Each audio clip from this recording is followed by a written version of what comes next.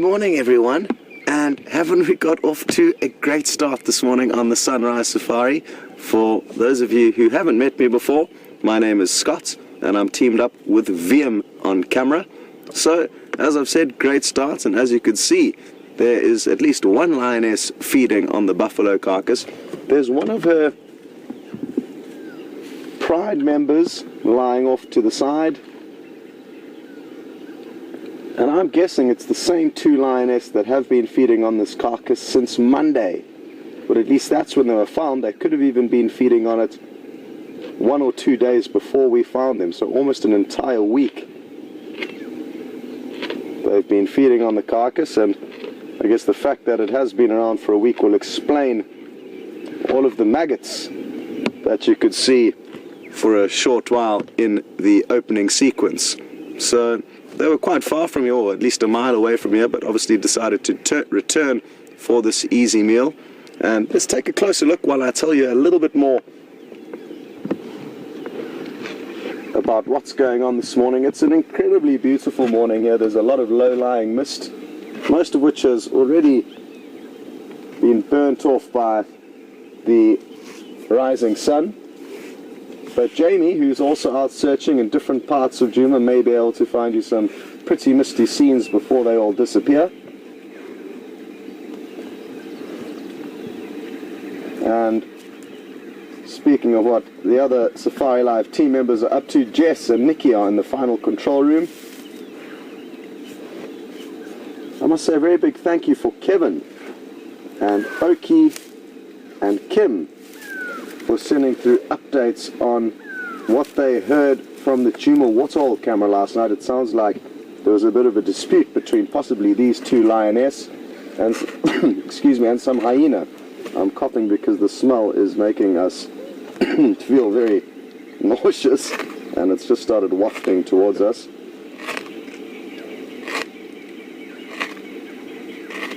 And there was a lot of vocalizations, as I was saying, between hyena and lion.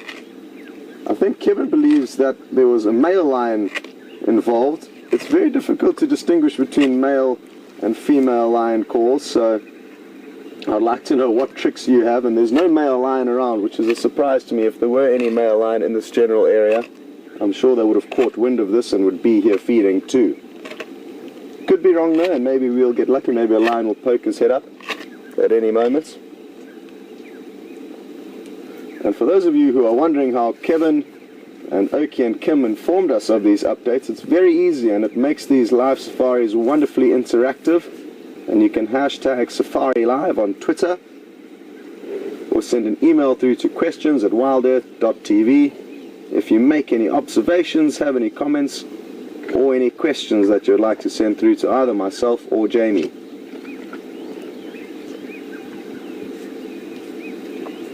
For now, it's a crisp, cool morning, but as the sun rises up, it's going to get considerably warmer in a very short space of time, and there's no cloud cover around to protect us from this burning African sun.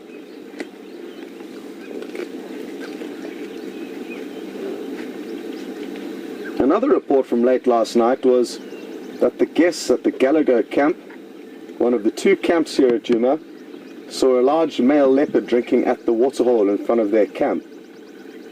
So hopefully we will possibly find some sign of him a bit later. I'm guessing it was Tingana. He's the dominant male area who is operating in this area at the moment.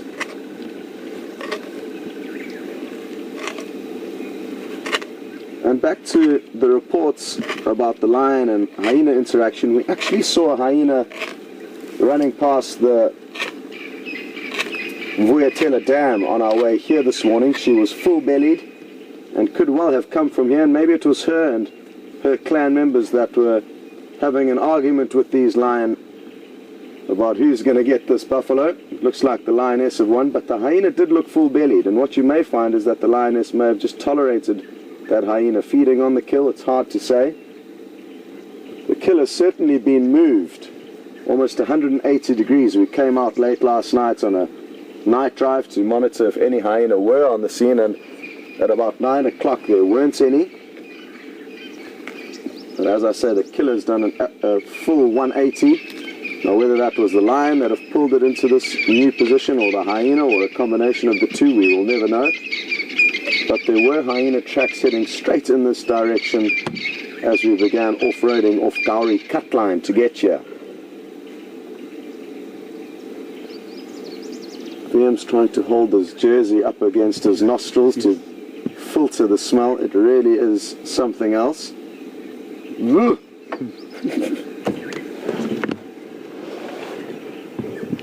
Not the best.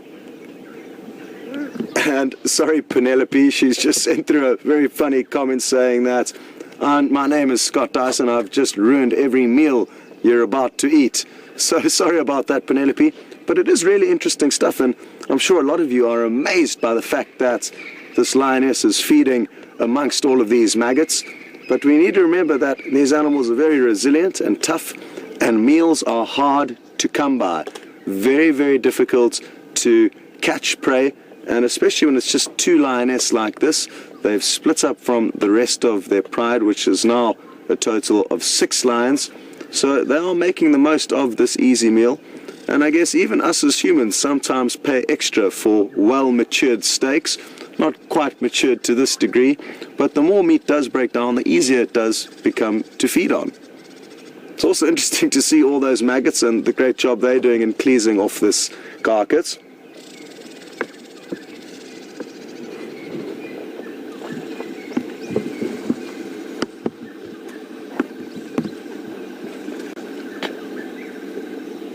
And Safari Hayes has just made a comment on that topic, that these two lionesses do have a tough job. Although they don't have to feed on this, they just know that it's their easiest option. And they can certainly hunt for themselves. Even an individual lioness will be able to hunt for herself. Oh, what has she? Has she seen something or heard something, or just had enough to feed on? If we look at the other lioness that she's approaching, she appears to be looking and listening down to the south. Ooh, what is going on here? What can they hear? Jamie, just switch off for possible audio.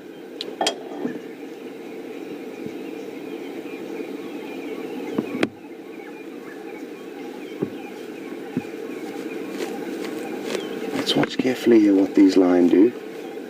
I'm fairly certain I heard contact calls coming from this area earlier this morning. So not the full loud roars, but the softer contact calls that lions will use.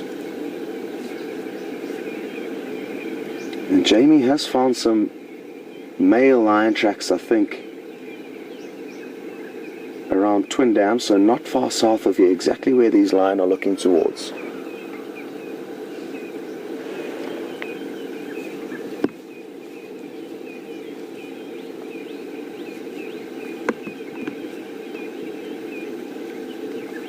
Isn't she beautiful? Now, I'm not sure what you guys think, but I reckon it is the same two lionesses from yesterday afternoon sunset safari, where they were at the Buffalo's Hook Waterhole.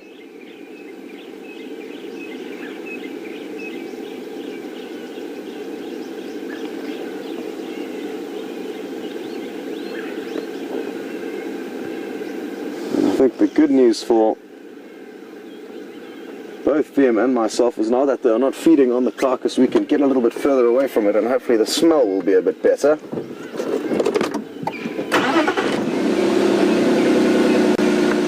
Would anybody like to take one last look at the maggots? I thought not. Wium couldn't resist though.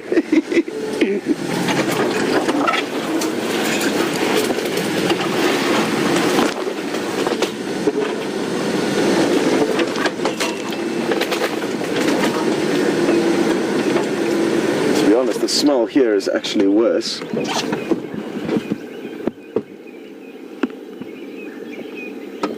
And Susie Johnson is of the opinion that we do not need to see any more maggots. Apologies, Susie.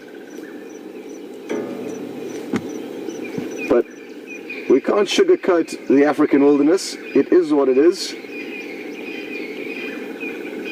And it's interesting to be able to learn and observe these animals and how far they are willing to go in order to get their next meal. Listen carefully.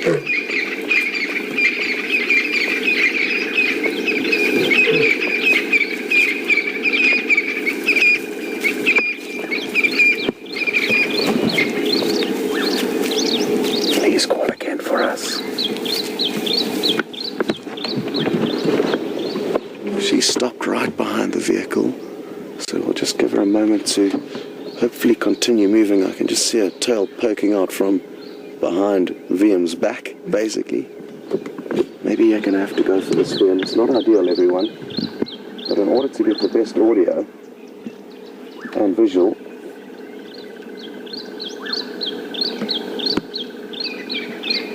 he's going to need to point the camera at her, even though now it's not ideal. But remember, this is a live safari. There's no editing and time for post-production. You're with us every step of the way.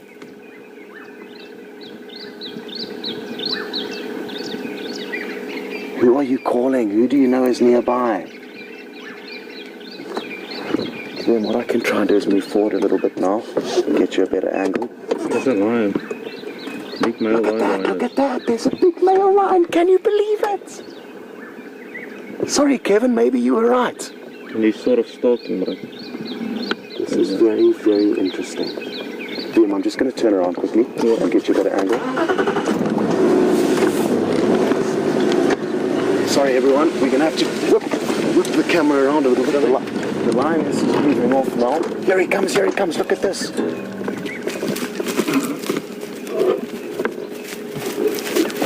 It looks like Scrapper, who's one of the Birmingham Boys. Can you believe this? The lioness haven't taken any chances, and they've run off. My heart is racing, and I'm sure so are a lot of yours. This is so exciting.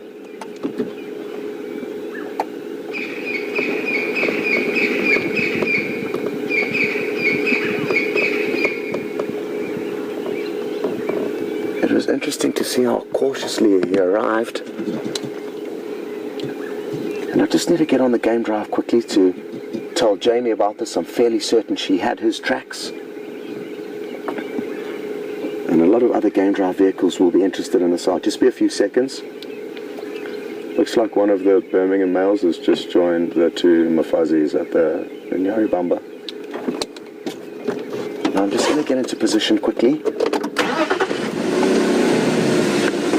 Well done, Wium. Thankfully, Wium spotted that, otherwise another one coming. This is a lioness now, interestingly. So let's watch her arrive.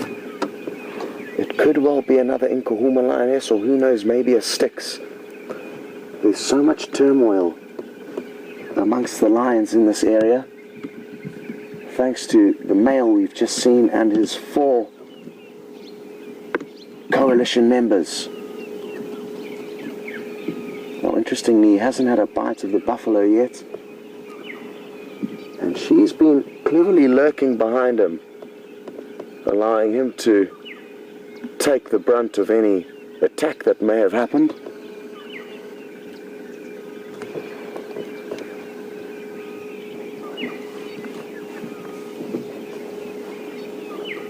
Just need to get on the radio again. Nobody's giving Tax in any updates. Tax, 3 Mafuzzi Ngala and 1.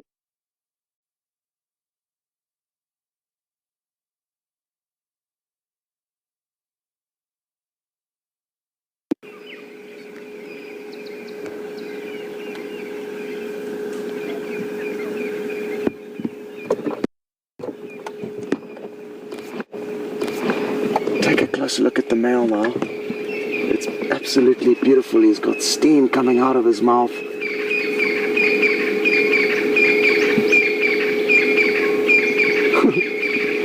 And Kevin's just sent through a comment saying, "Told you so." And well done, Kevin.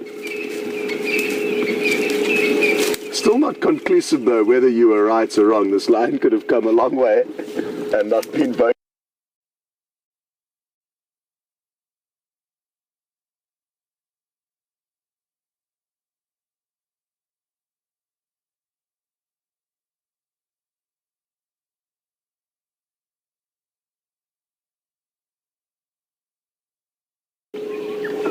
And they will be very cautious of him. Like I say, his coalition members, there's 5 of them in total, have been marauding through this area and have killed some lioness in the process. I think Wium may have spotted one lioness off to our right. Have you, Wium? I don't see No. I saw Wium's.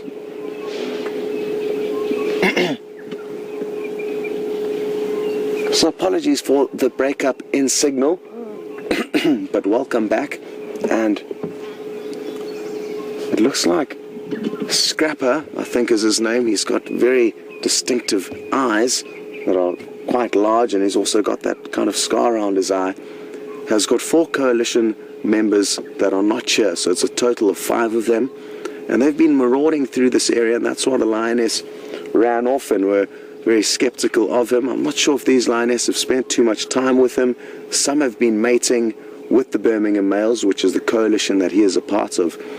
But we are simply not entirely sure who's who at the moment and what is actually going on. We will hopefully be able to piece together the puzzle over time, but for now there's a lot of unknown mysteries as to what exactly is happening with these lions. Now, it's an incredibly thick area, and we don't have visuals of any more lion.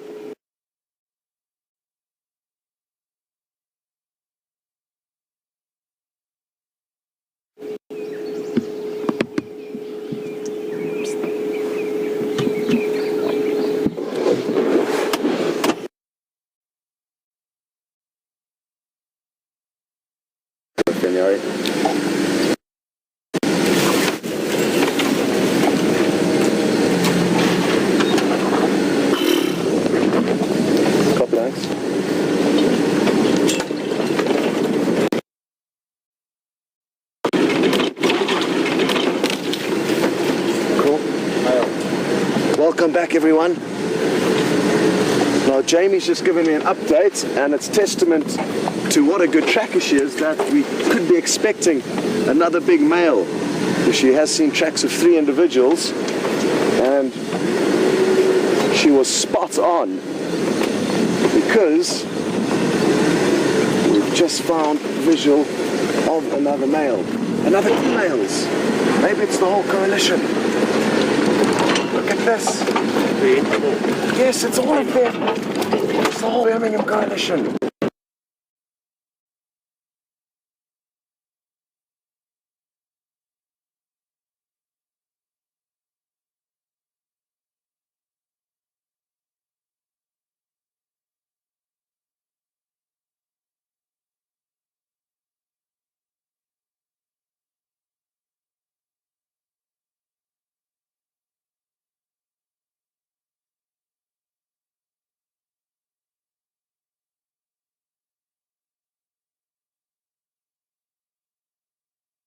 Big dick.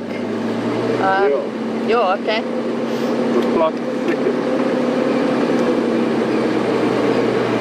Well, good morning, everyone, and how exciting is this? It seems as though the Birminghams have come through and have joined those 2 lionesses, bringing with them another mystery lioness. It's all been happening here on Djuma at some point during the night.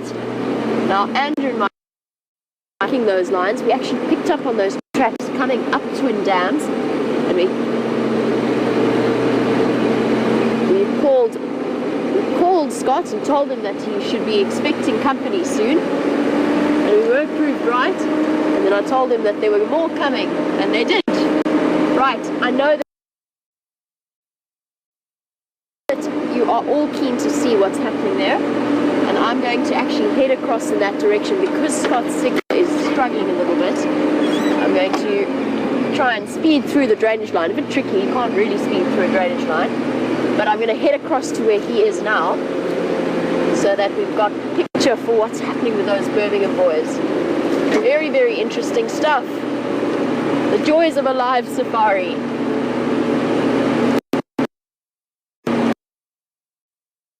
Camera with me this morning. As we duck under this tree, I'm going to head out back onto the road and see if I can get out here.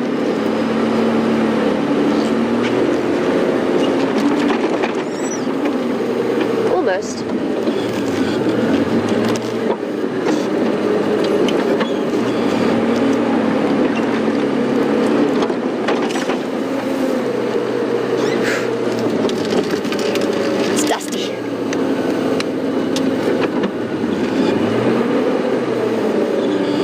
Maybe not my best.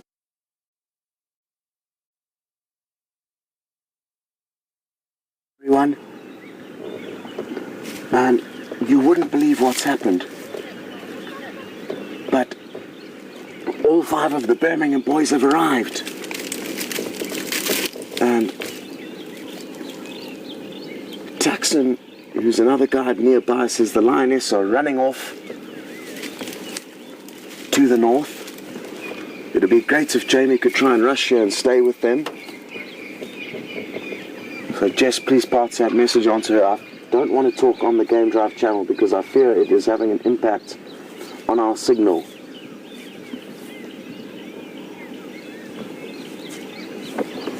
Absolutely awesome.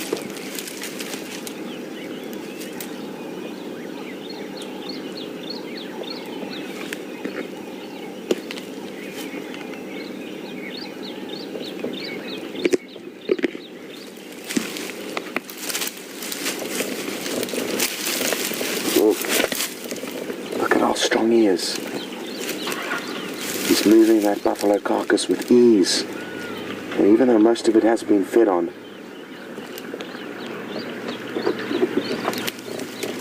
it's still a very, very heavy and awkward thing to move around.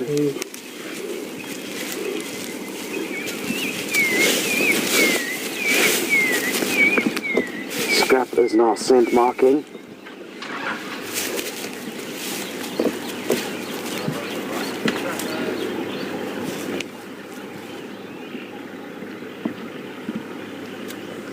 Jess, if you can just tell Jamie to head towards the Mulwati. Apparently the lioness are down in there. And just let her know that I'm no longer going to be speaking on the Game Drive channel.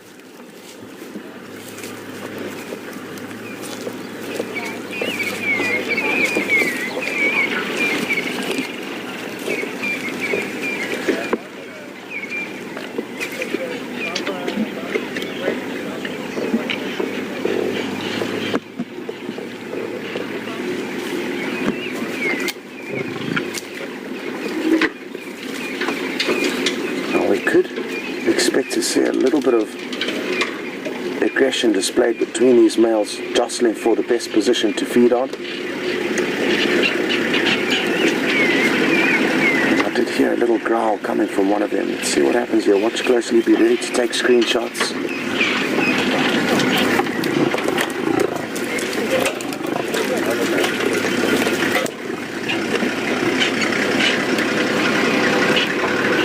Now I have no idea where the third lioness has gone, the one that appeared to join with the Birmingham males. She could be lurking in the shadows. She knows this is a potentially dangerous area. She can probably smell the other lions. I don't have any idea where she is, but apparently the 2 lionesses that we were with have headed a little bit west of us, down into the riverbed. Hanging around not too far from here, and hopefully it won't take Jamie long to catch up with them and monitor what happens next.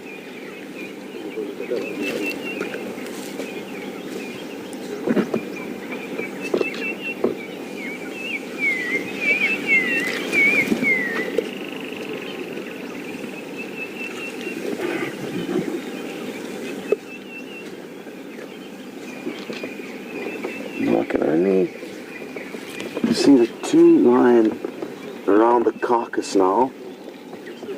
So another one's behind the vehicle, but the other 2, because there are 5 in total, I cannot see. It's incredibly thick bush and not easy to drive around here. So we're probably just going to stick around here for now and see if they don't return. I'm guessing that's what will happen. But let's take a look at this one behind us here. It's sniffing around very, very intently. This one's quite easy to tell apart. He's got a dreadlock hanging from the bottom of his mane that you'll see as he walks around.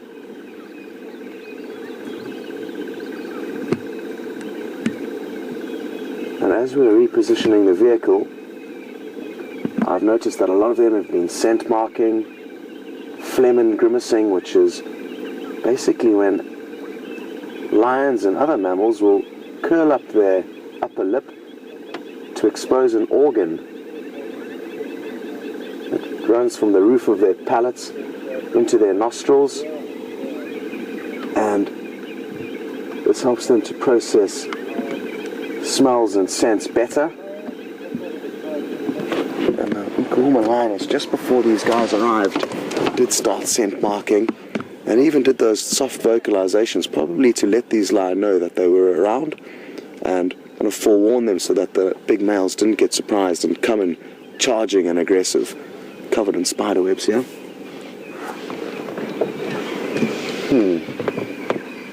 Well, I'm glad that Jamie is coming into this area, because maybe she'll be able to find the other males.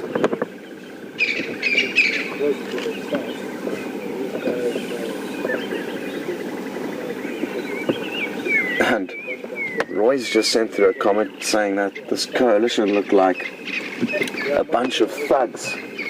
And yes, I'm sure there's a lot of viewers who agree that they are quite thug-like at the moment. Look at how interesting that was. The one male was completely submissive to the other male and allowed him to feed first without taking any chances, without forcing him, and then once it had decided to move off, the other one slipped into position. And it's going to be interesting to work out the hierarchy of this coalition, because even though they are teammates, there will be competition amongst one another, not only around carcasses, but also when it comes to mating with the females. So even though they're mates, they will fight with one another. Let's see what happens here. You may have heard a gentle growl there. Yeah, if I'm gonna go that side, I was thinking maybe you guys go that side. And Georgian in Illinois, you are spot on. It looks like Scrapper is dominant, certainly over this individual here.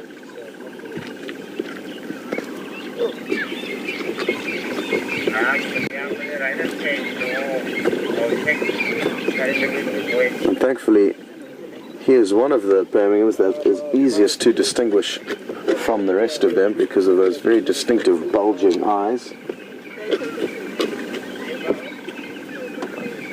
Oh, shh, listen.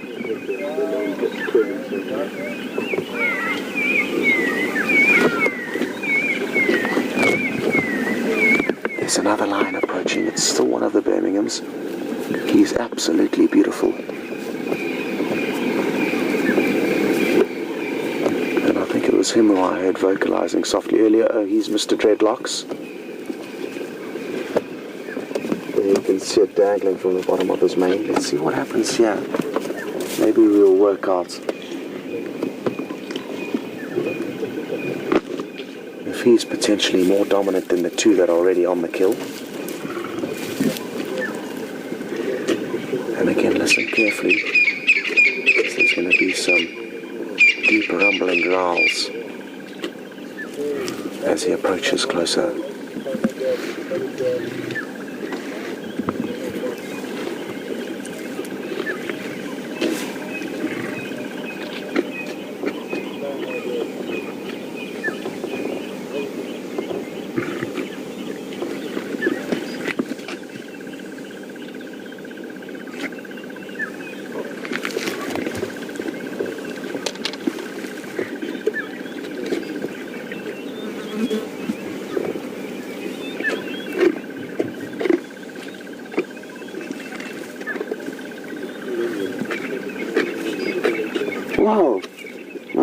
happy to hear that we are helping Jennifer in Missouri's recovery from her ATL surgery that she's just had, and this is helping take her mind off the pain. So very happy to hear that we are helping you, and hope that the surgery was a success.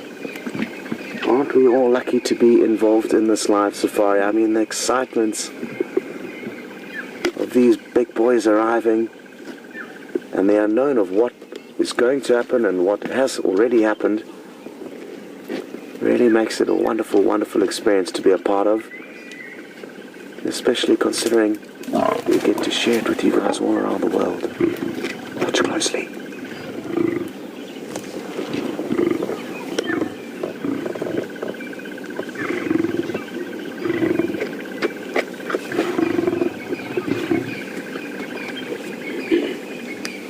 Be ready to take some screenshots, even though it seems quite peaceful now. They could lash out at one another at any point.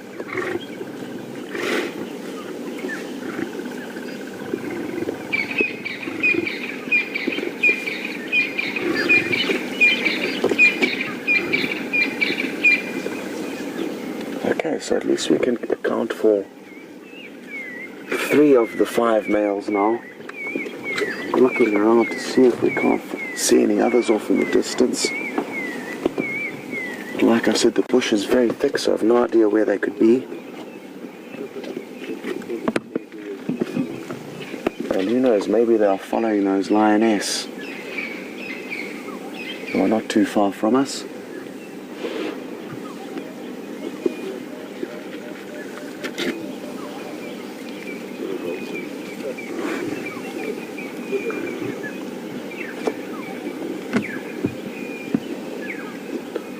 I'm hoping that that lioness that did arrive with them was in fact one of the NKhuma Lioness, because that at least means 3 of the 6 Nkuhumas would have reunited.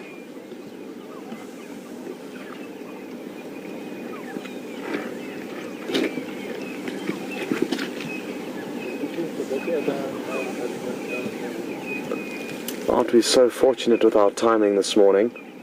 We could have missed all that interesting interactions if we had have only been a few minutes away.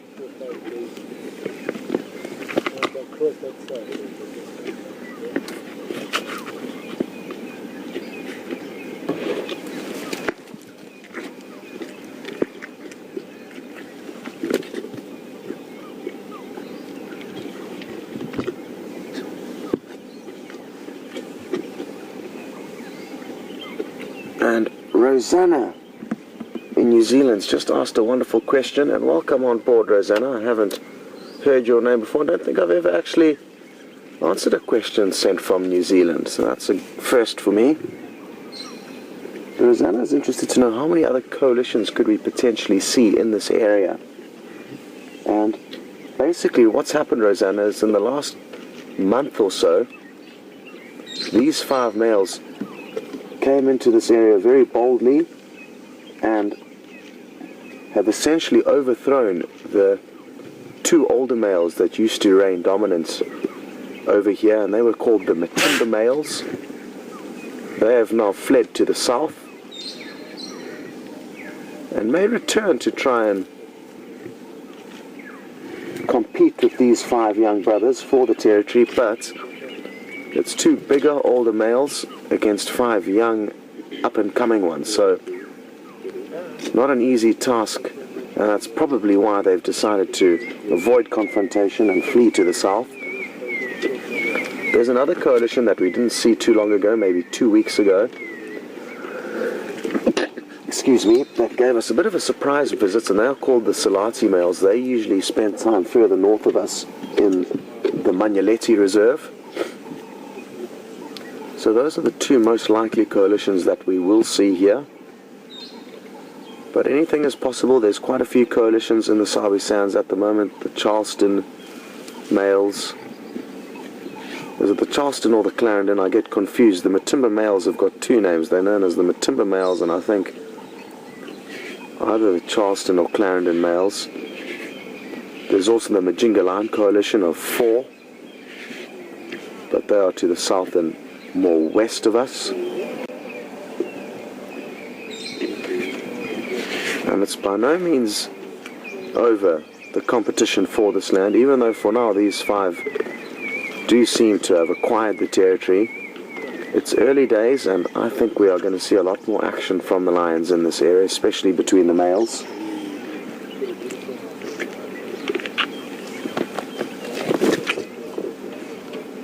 Like I said, it's very thick, so not easy for us to get good angles, but Wium's doing a great job in giving you the best possible views available.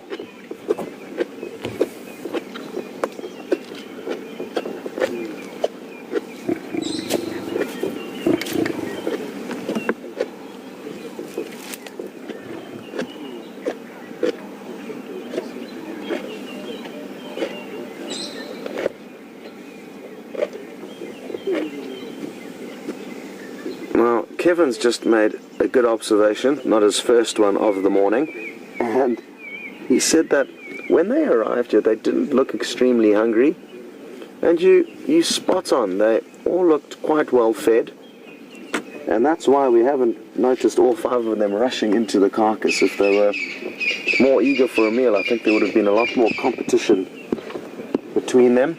So you are spot on. I'm not sure what they would have fed on. I did hear that I think 2 nights ago they had killed a young buffalo, but a young buffalo between these 5 probably wouldn't have touched sides, so they've quite possibly made another kill, maybe another kill during the night. Well, here's something quite interesting, Wium. It's not what you would expect to see, or maybe it is, but it's a hooded vulture, which is one of the smallest vultures we get in this area, and it in all likelihood is wandering around looking for a lion poop breakfast. Not a pretty thought, and if you thought being alongside maggots or just looking at those maggots were bad, imagine being this vulture looking for a lion's extra super smelly poop for breakfast, and that's what they'll do. They will feed on lions' droppings as well as meat, but listen.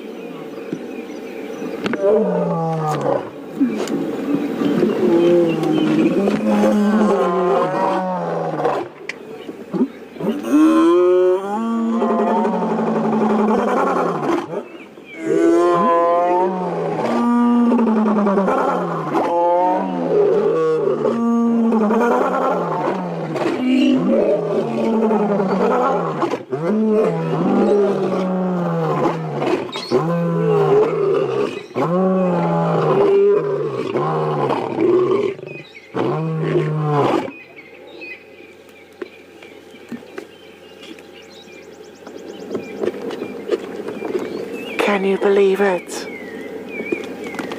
I promise you the vehicle was vibrating. They were so close to us. And I haven't been this close to big male lions roaring for some time. And isn't it absolutely bone-chilling?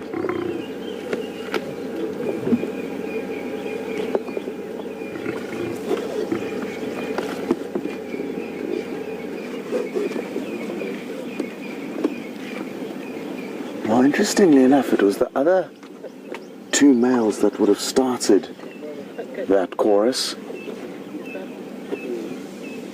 And that's why I managed to just squeeze in a quick listen, and Wium whipped the camera around just in time to get these 3 joining in.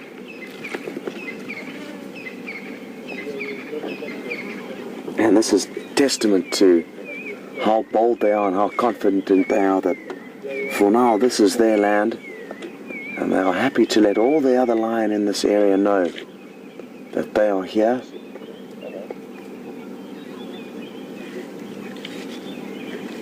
And not only that they are here, but that this is their land for now.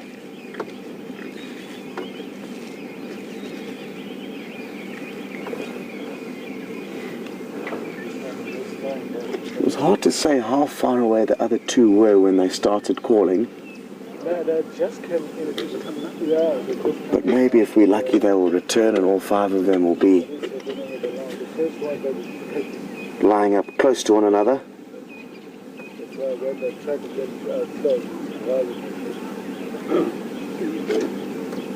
not too sure where Jamie is and if she is having any luck relocating on those liners. I'm too scared to speak on the Game Drive channel in case it cuts out our audio.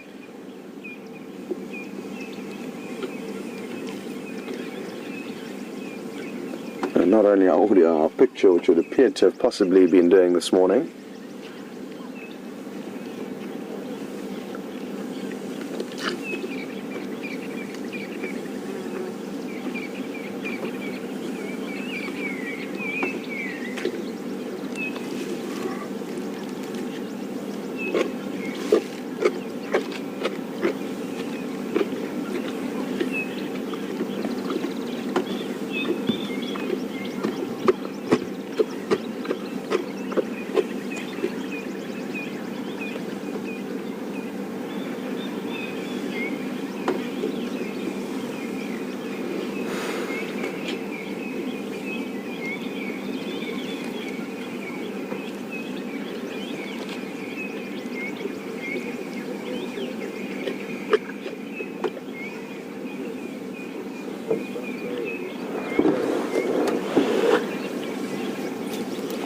Sorry Jess, I'm copying you 1 out of 5.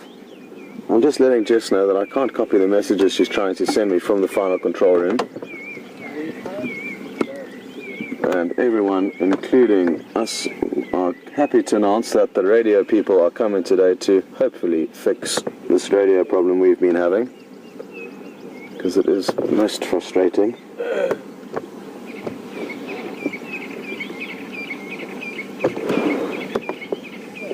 Jess, if you need to link, just link, because I cannot hear a word you are saying.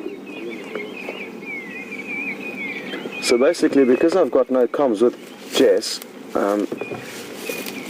what I'm going to do is turn on my phone and see if that isn't going to help us communicate. But if you are shot across to Jamie on the other vehicle unannounced, don't be surprised.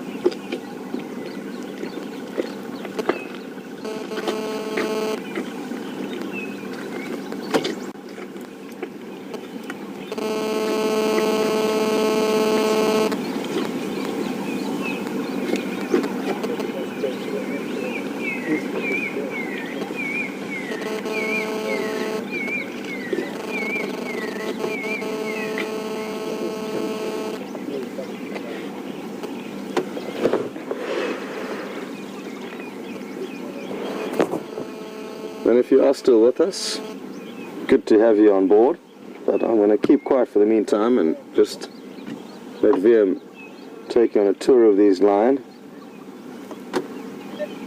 Yeah, absolutely.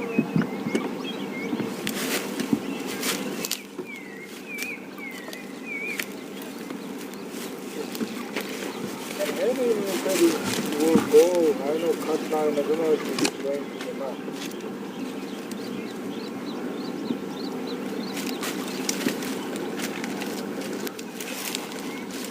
Oh, we are still live. Great news, still with us. And it looks like Scrapper's now slotted back in to pole position on this maggot-infested carcass. It really would be interesting to know whether they don't like the taste of this as much as fresh meat, or possibly if they prefer the ease at which they can eat it.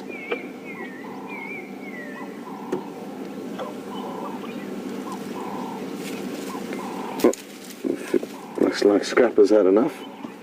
Did think about having another little snack, but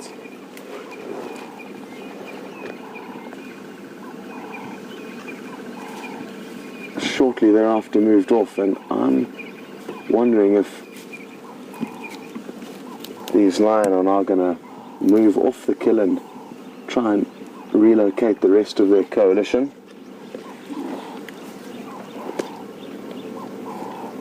It's a very tricky area that we're in.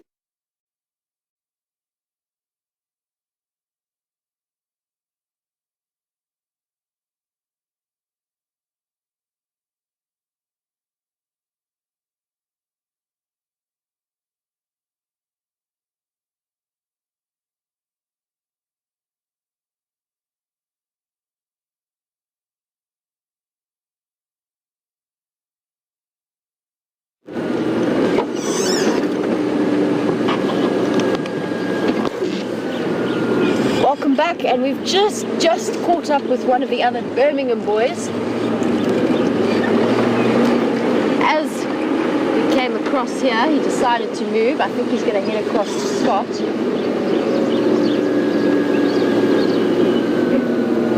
Here he goes into the drainage line. Let's see if we can loop around. We'll catch him on the other side. It's one of them accounted for. Okay, let's get him on the other side in the drainage line. Spent a lot of time in drainage lines this morning.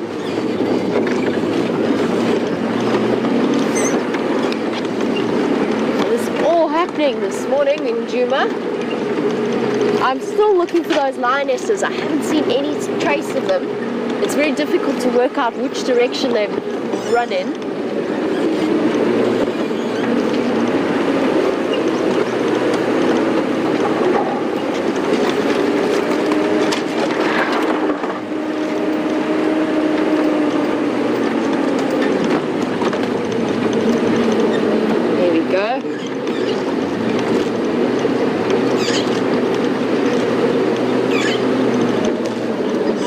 Mister, what have you been up to?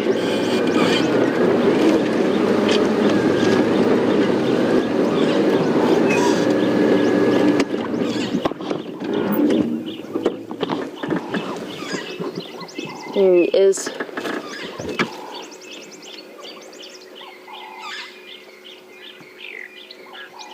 Looking a little bit battered and scratched up. Now when they started to call, when you were with Scott, we heard this gentleman responding just behind us. We've been searching for him ever since. And I think there's still another one missing. Probably somewhere just behind him. I wonder where those two females ran to. Ah, there's the other one calling.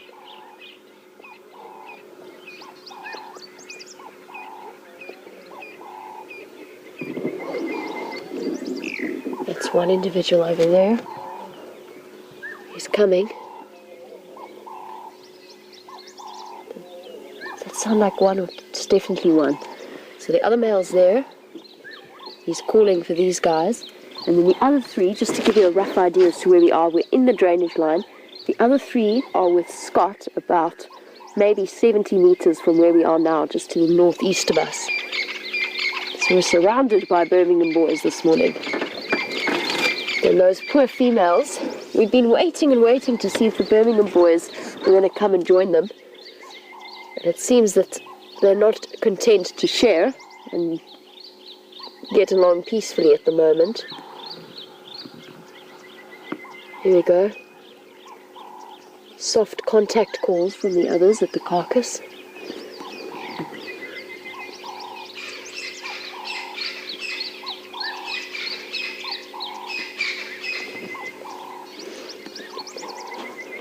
He's looking quite happy. Very dirty paws. I wonder if what he's been up to during the night.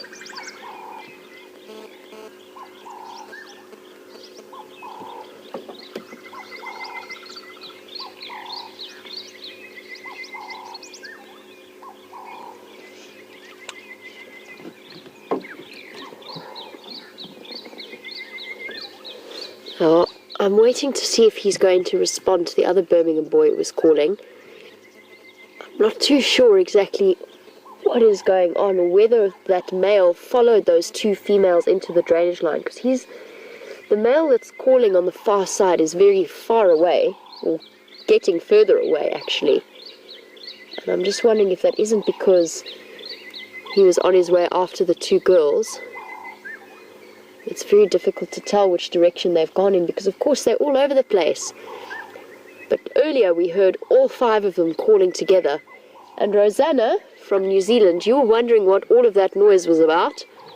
It's two things. There's contact calls that are between the coalition members to locate each other. And that's that soft woo. Ooh. Sorry, just listening to the game drive updates.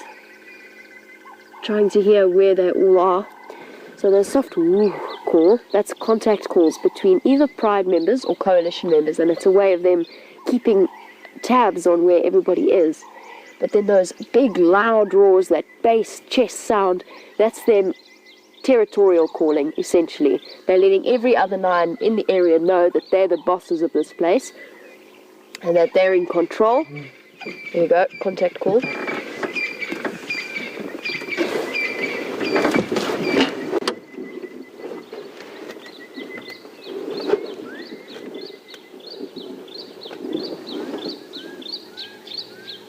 I think he's going to make his way to that carcass as well.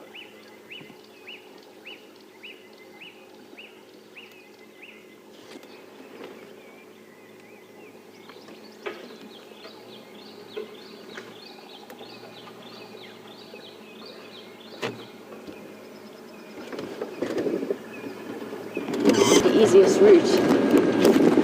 Oh, deja vu.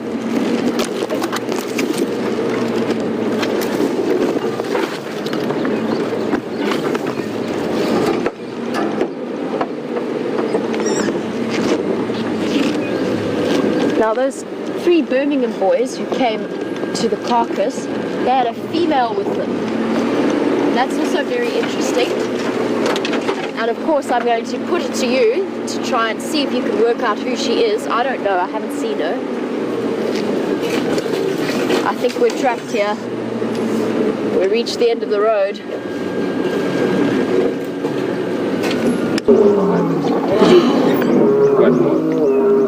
Listen to this.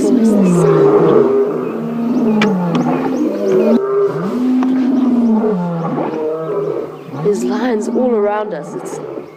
The sound is traveling through my chest. This is incredible.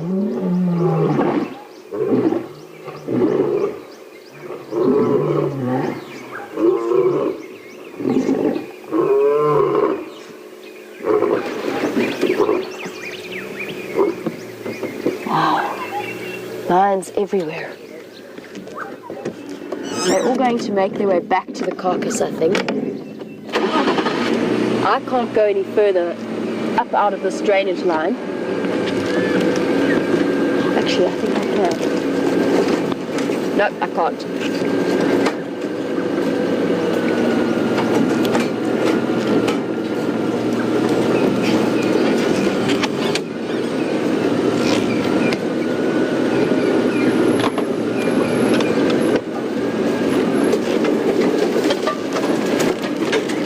I'm going to have to head back across and maybe make our way to where the carcass is now. Scott is struggling with his picture and his signal. So I think what's going to happen is I'm going to go and switch places with him, see if I can join him at the carcass.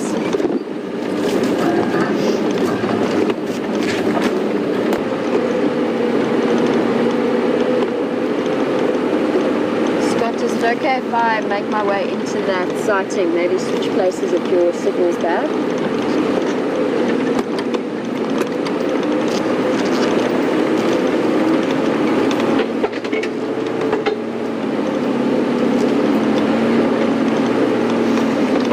The buffalo.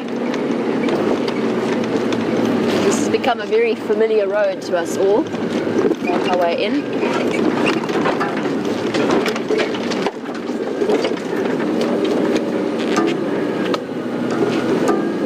Oh, good.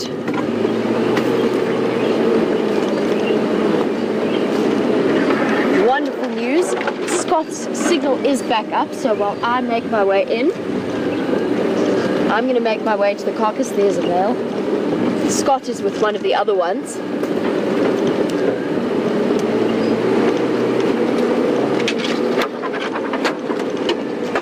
And pacing up and down.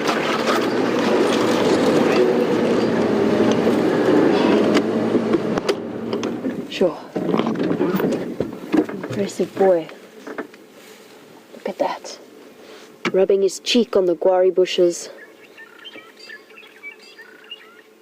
Making a very firm statement that they're moving in and this is their turf. You can see how they're pacing up and down. That's the male that we were just with now that came through. He's now moving back. I wonder if they're looking for those females. Here comes the second one. This looks like the biggest male, the oldest male, Blondie. I wonder if he's going to mark territory as well.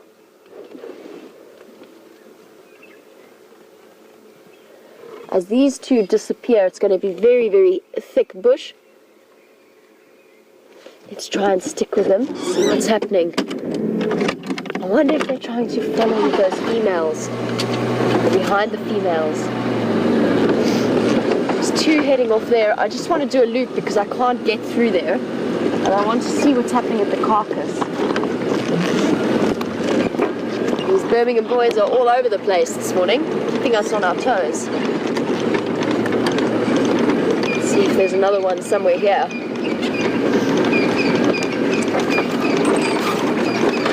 This is so interesting. What are they up to this morning?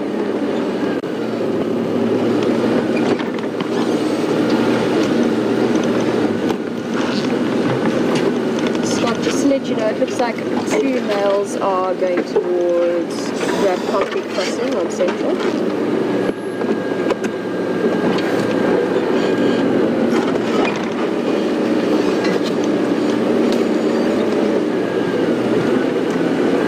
Jackson! I'm just getting across to the carcass here to see what's happening. Just move out of the way for Jackson. Morning. Now, Scott is back with the lions. I'm still doing a bit of a circle to see what's happening. So let's head across and see what Scott's seeing, and I will catch up with you a little bit later.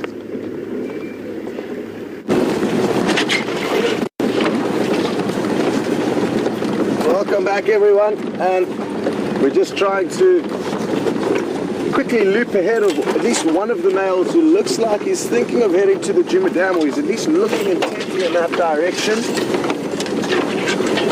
So, I wonder what it is that he can sense over there. Oh, going to be beautiful. Looking straight towards us in this perfect morning light.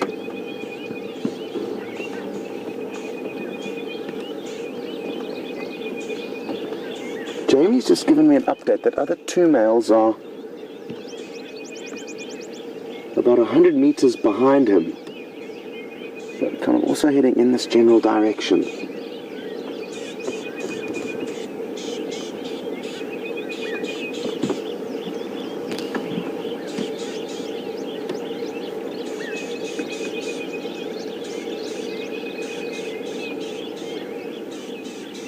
These lion are too clever, and Siberia Zumi, who's controlling the dam cam at the moment, has just given us that update that there is a lioness at the dam.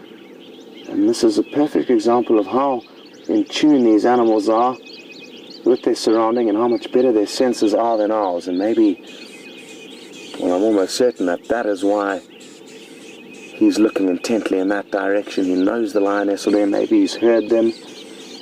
Or maybe he's simply been following their scent trail in that direction. I think it's just one lioness that's been seen, but possibly more. There should technically be 3 lioness in this area. 2 that were initially feeding on the buffalo, and then 1 that appeared to arrive with these males. Isn't he beautiful, coming into his prime? Still got a bit of growing to do, which is a scary thought. He's not fully grown yet, but he certainly is a beautiful big male. We can expect that mane that he's shaking now to get even bigger in the coming months, especially with all the testosterone and hormones pumping through their veins as they take over this area. It's important to remember that these males are still beginners at what they're doing. They aren't well versed in mating, they're still learning the ropes. And we're going to notice some drastic changes in not only their appearance, but also their wisdom and experience as they take control of this area. Oh, look here. Another male's just arrived on the scene.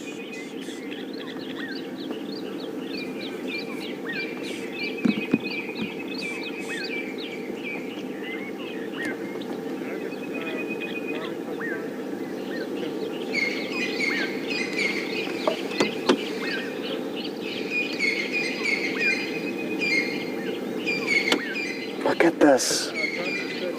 Awesome.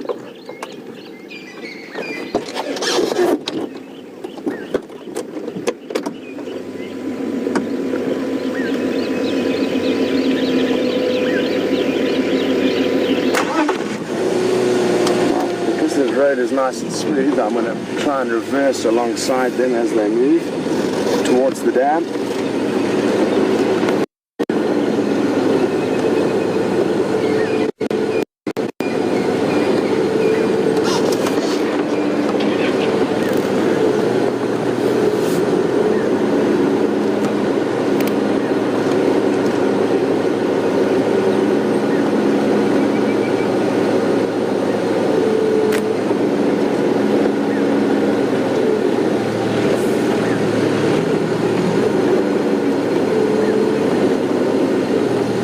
Coming of them.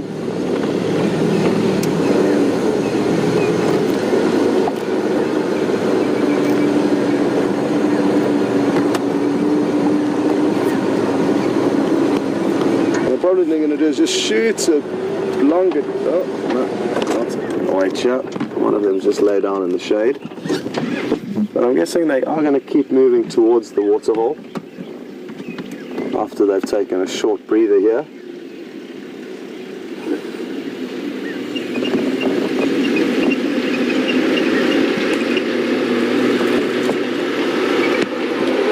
Jamie's just shooting past to the lioness at the dam.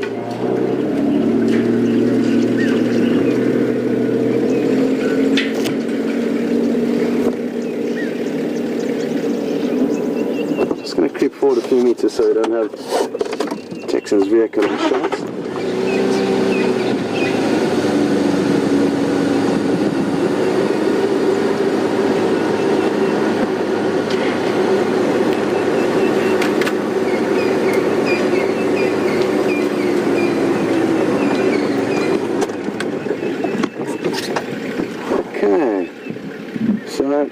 Just got another report through from the Siberia Zoomy saying that there are 2 lionesses at the Djuma Waterhole, and that's where Jamie's rushing off to. So no idea where the other one is. There's 2 mafazis at the dam.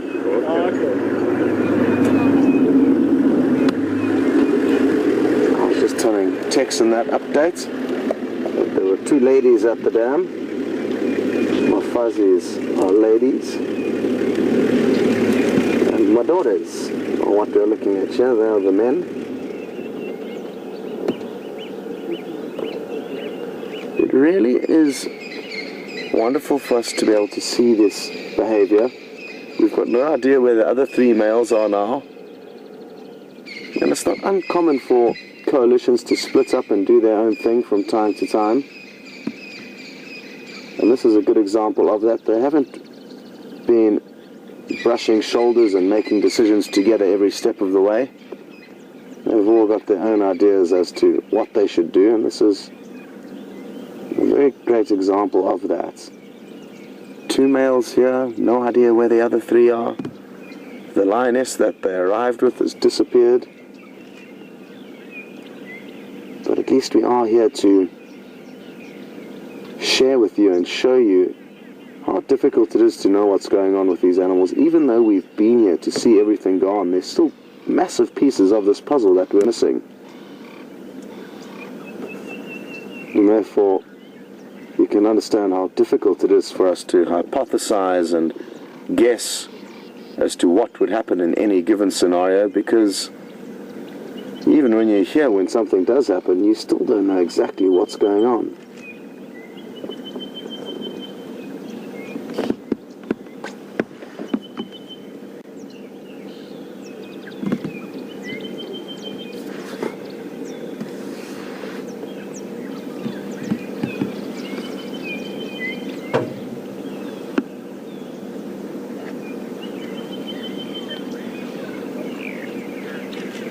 Okay, we're going to send you across to Jamie. She's got herself into a good spot, and we will be waiting with these males for your return.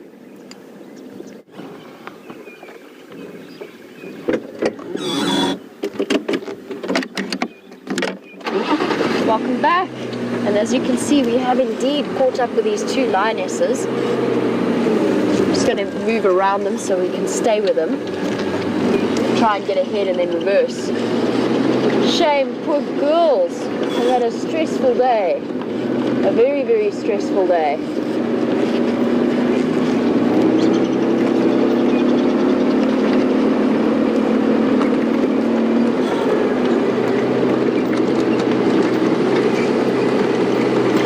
Squirrels shouting about the fact that there's lionesses on quarantine clearings. They basically came to visit FC. I'm not sure where they're on the move to, but they've obviously had it with those Birmingham boys.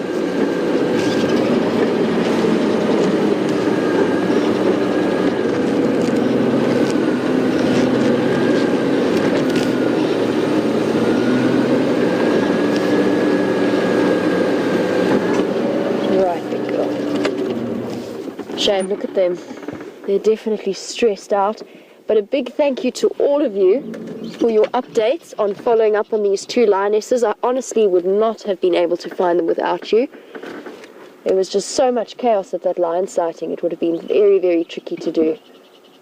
We had no idea which direction they were going in. So very well done to all of you, and thank you to all of the people watching the Djuma Dam camera. They basically went to go and visit our directors for a moment. Went right up against their fence. They're now very much mobile west. I'm not sure where they're heading to.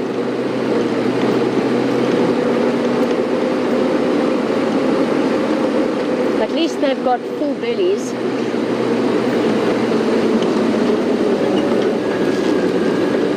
I'm going to give them quite a bit of distance because they are stressed out. They've had a very busy morning.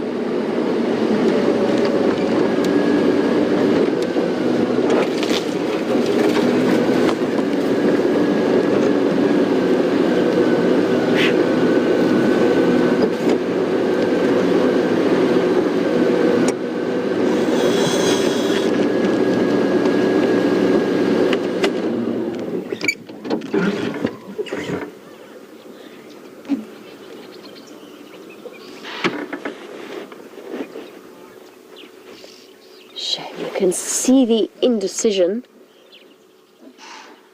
in their actions. They're not happy. They've been chased off their kill by the Birmingham boys.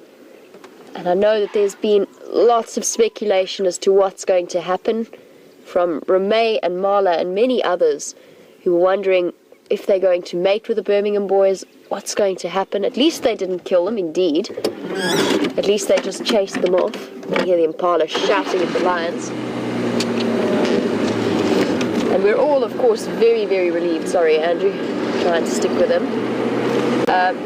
Very relieved that they are in one piece. I'm not sure exactly what's going on. I think because they're mating with another female,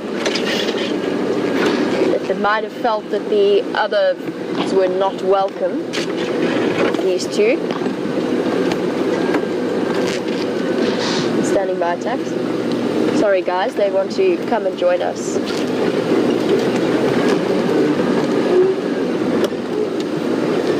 I've got these two Mafobis. They're mobile west, they're on the west edge of quarantine. Looks like they're going to go into the drainage line.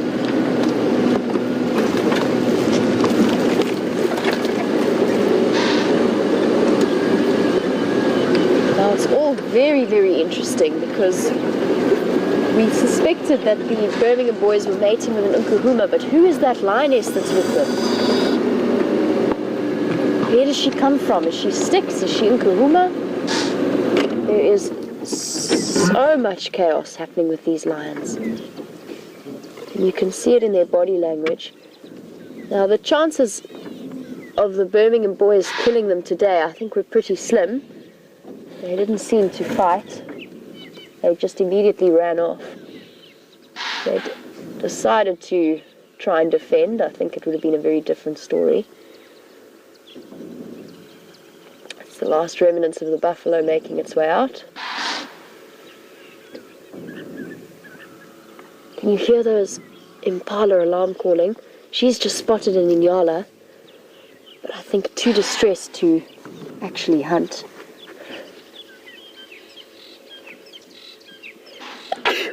Excuse me. What incredible scenes we are seeing. And learning so much about these lion dynamics. It really has been phenomenal.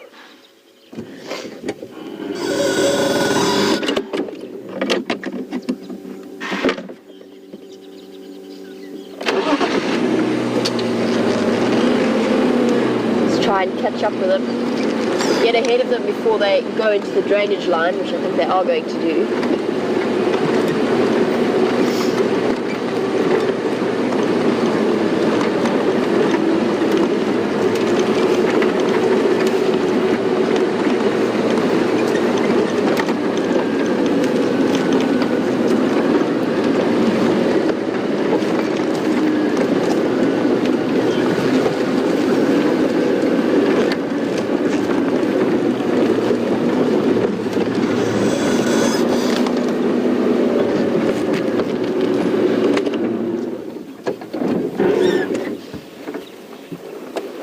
Two beautiful girls.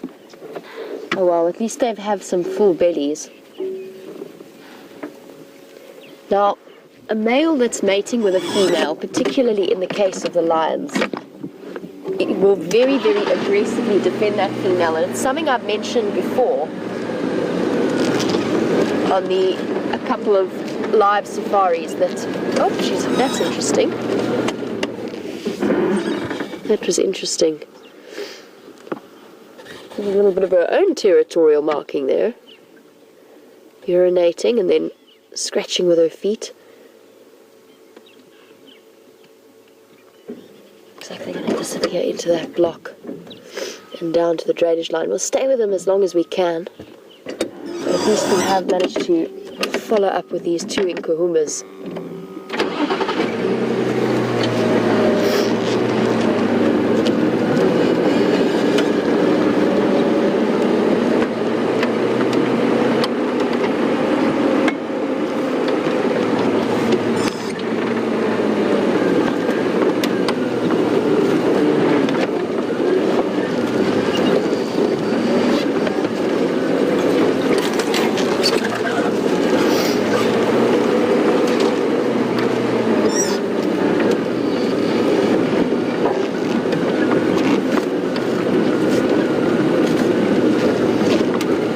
Now with all of this chaos, it really has been a bit mixed up in terms of who is who and who is where in the lion world, especially with the females, and they've been so disrupted by the incoming Birmingham boys that in a way, we've lost track a little bit of what's happening and who's where, especially because the Nkuhuma pride seems to have split off.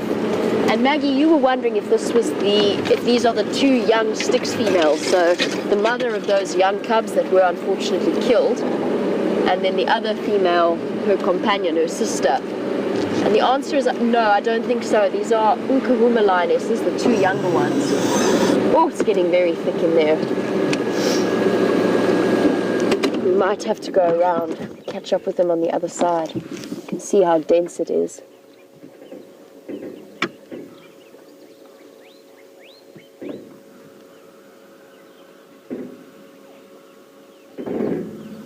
Disappearing off. Okay, let me try and go around. It's very, very thick there. Now, as far as I can tell, these are two Nkuhuma Lionesses that we've been sitting with for the last few days. They've been on that buffalo kill certainly much longer than I would have been. They've been feeding on it for about 4 days now. And we've spent a lot of time sitting watching them and speculating, Maggie, as to where the rest of the Nkuhumas are. Because we heard reports that the Birminghams were mating with a female to the south of our boundaries. Some guides said it was Nkuhuma, some said it was the Styx female. We never really had any clarification on the matter.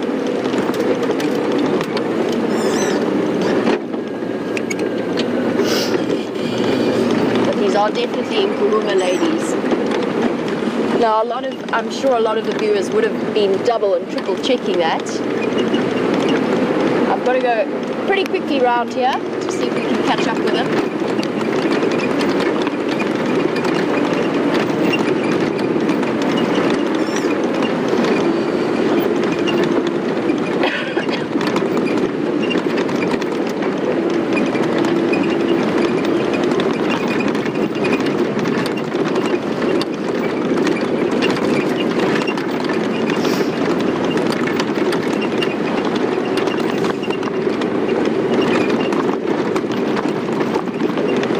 Hoping to find a sneaky way across this drainage line somewhere here, but it doesn't look to be that way.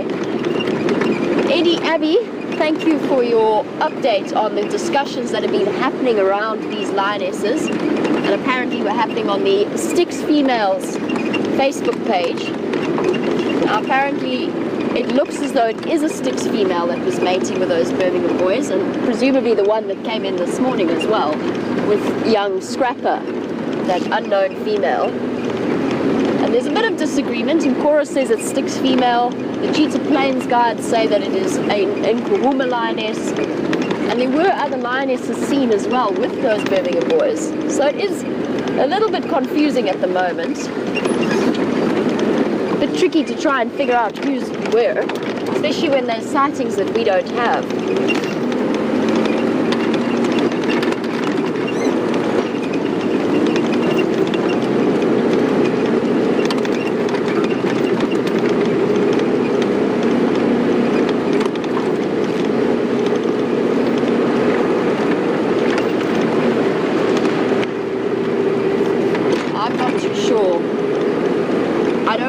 Confirm it because I haven't seen for myself, but I will go on the educated views of some of the regular viewers who've been watching for a very long time.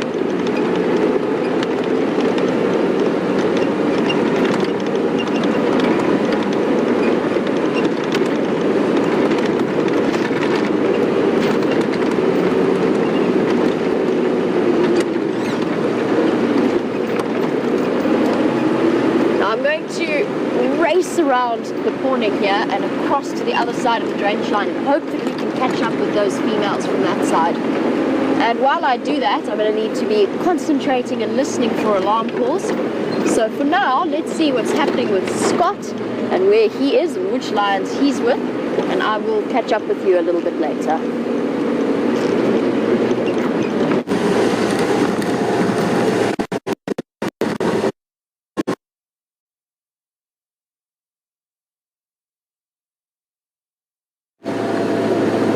Told that there was one male around the dam here with Texan, but we've come here and there's no sign of Texan, so here we go, there he is. The other two that you were with us with before we linked you across to Jamie are still lying up in the same place, so we decided to come across to this male which is on the move. Really interesting stuff here. Isn't he a beautiful big male? Look at this. What an incredible morning we're having. Organized chaos, you could almost say.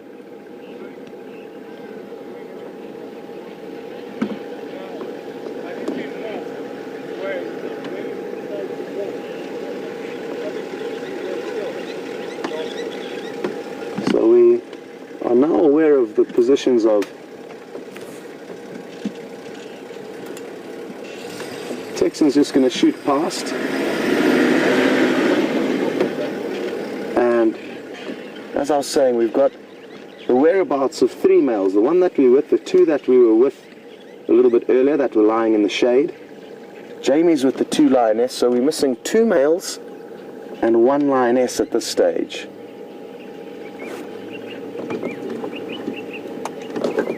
We should reposition quickly.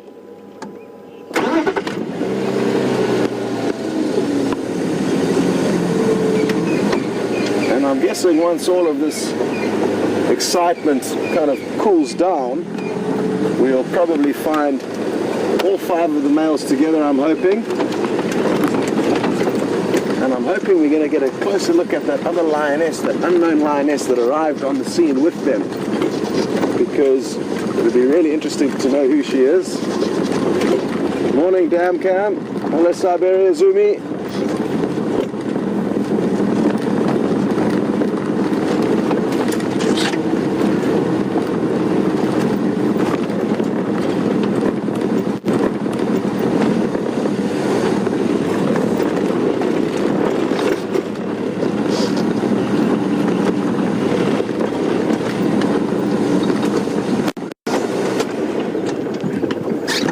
This is Scrapper here. This was the male that was first on the scene, and we got that great shot of him running towards the carcass straight past the vehicle.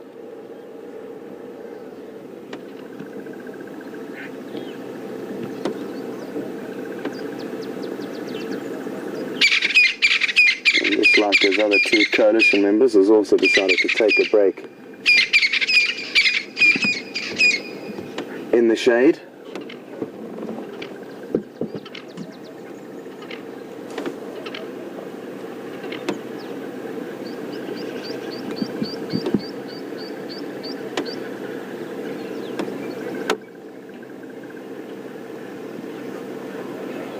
Well, as we've seen this morning, this coalition of 5 males have not spent every step of this exciting moments together.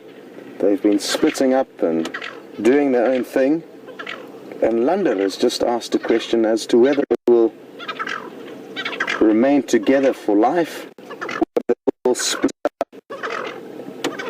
These are some crested francolins that we can hear chattering quite loudly.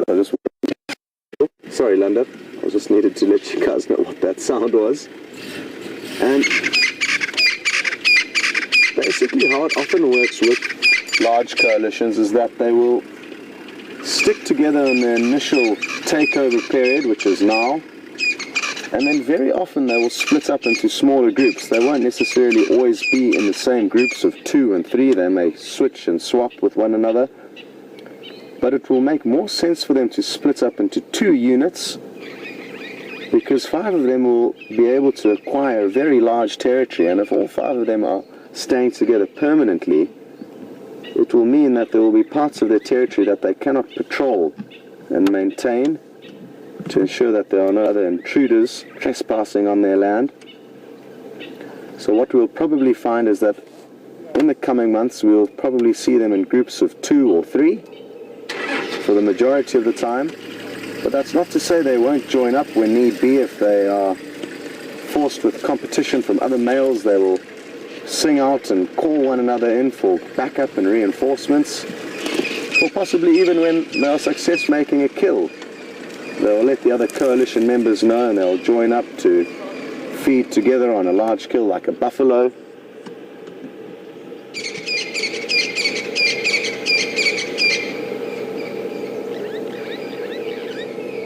Good question, Alana, and it is going to be very interesting to monitor their movements over the coming weeks and months.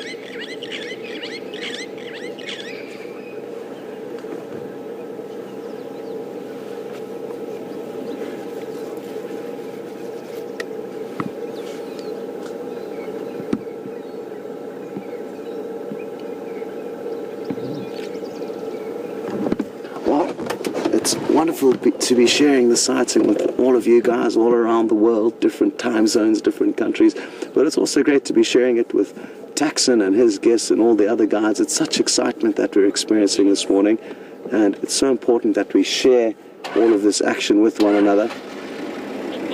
And the guests in his vehicle certainly are having a great time. Interestingly enough, they're all South African guests, but 1 or 2 of them are Safari Live fans, and they've been following the show from back home, and I'm sure they are having a wonderful time being here to experience this all in the flesh.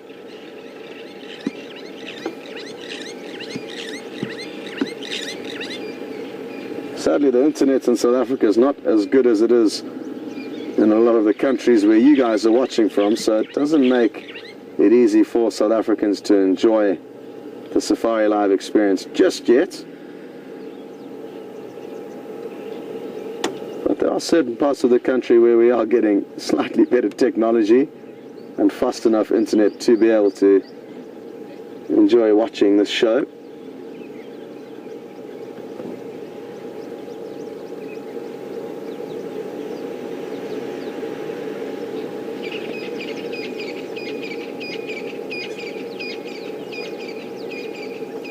Oh, good news. I've just spotted another lion. And it's going to pop out in front of a few other vehicles that are also arriving on the scene. Taxon's made his way out. And it shouldn't be too long before we get to show you a visual. They're kind of just out in that direction over there. Just got a glimpse of one.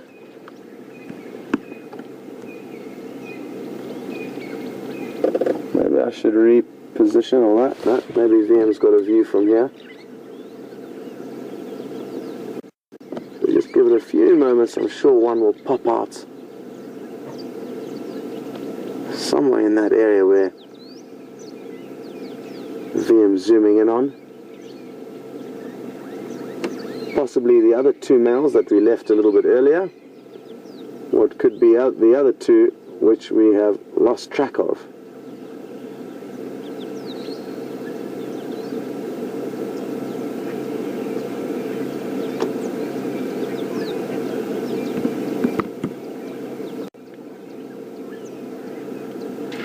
Okay, well I don't think we're in the best spot here, so let's reposition ever so slightly.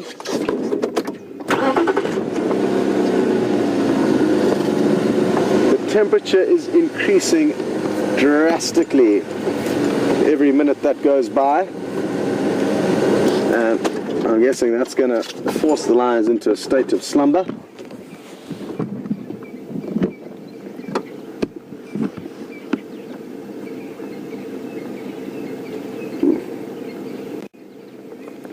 So there you can see two of the other males. Not too sure exactly which ones they are.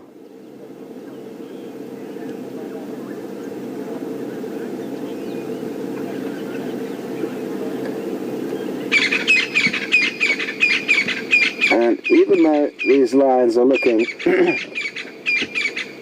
fairly lethargic now, the good news is Jess and Nikki in the final control room have put together a clip of our first sighting of Scrapper, the one male, as he arrived on the scene. It's just a 10 or 15 seconds clip, and it's in slow motion. I wish I was going to be watching it as well, so enjoy the clip and you'll come back to us as soon as you're done.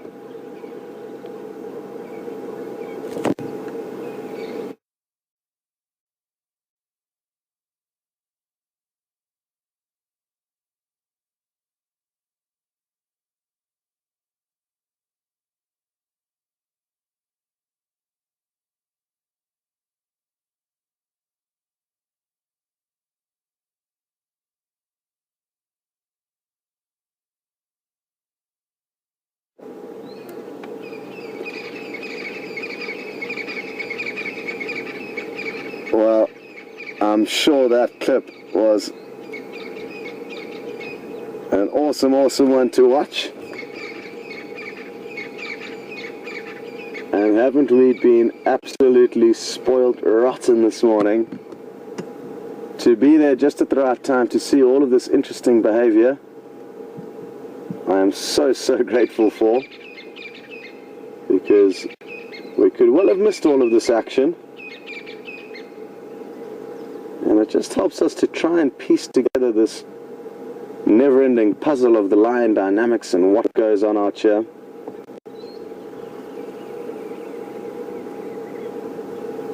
Like I was saying earlier, we often answer questions about what would happen and what will happen if and when one coalition, one pride meets up with another. So at least we got to see it firsthand, but even though we were there, it was difficult to tell exactly what was going on. The vegetation was very thick, and within a few moments it was hard to keep track of which lion was where and who was who. Anyway, the good news is Jamie has managed to relocate those two lionesses, so we're going to send you across to her, and we'll keep an eye on these boys and maybe try and find the other two.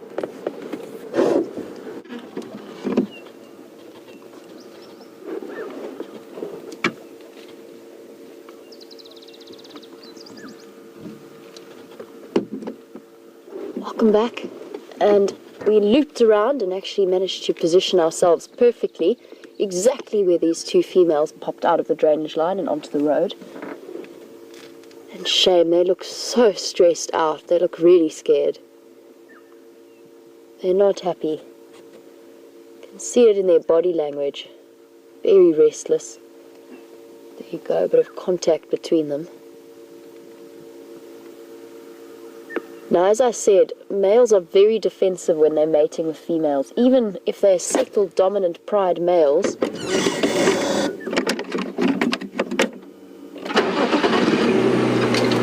And they'll even chase away other members of the pride. So I think in this particular case, they were terrified that the Birmingham Boys were going to attack them in some way. We've got two things there that lions are very defensive over, their mating and the food. So I think the fact that they got up and ran was a very, very good call. Those Birmingham Boys, even if they have been... Oh, Scott's looking at the males. Let's see what he's seeing.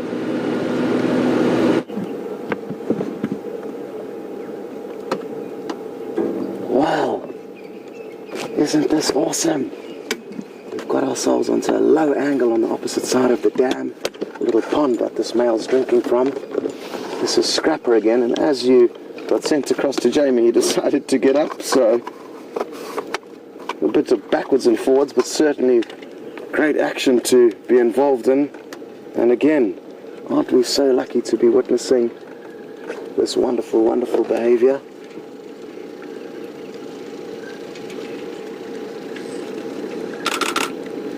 Just going to snap off a few pics.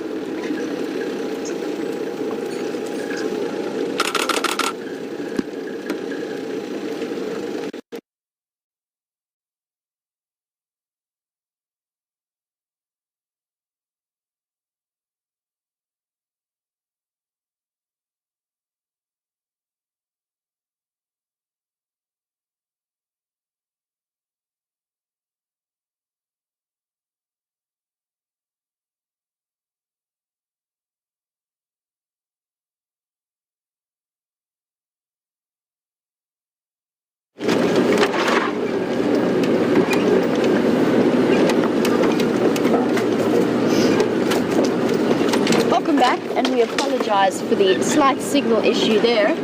We're still with our female lions, but it's a very, very tricky block, this. It's a monkey orange thicket.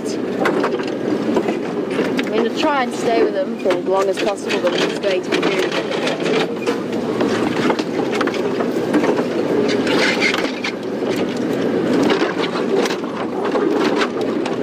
This brings back very vivid memories of following Chingana and landing in an art park hole. I'm going to approach it very carefully.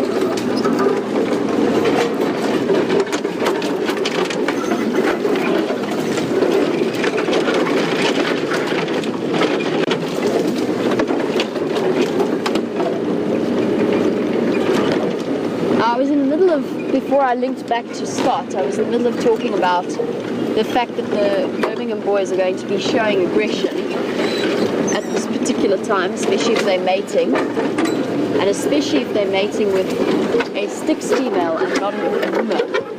It changes the dynamic quite a bit.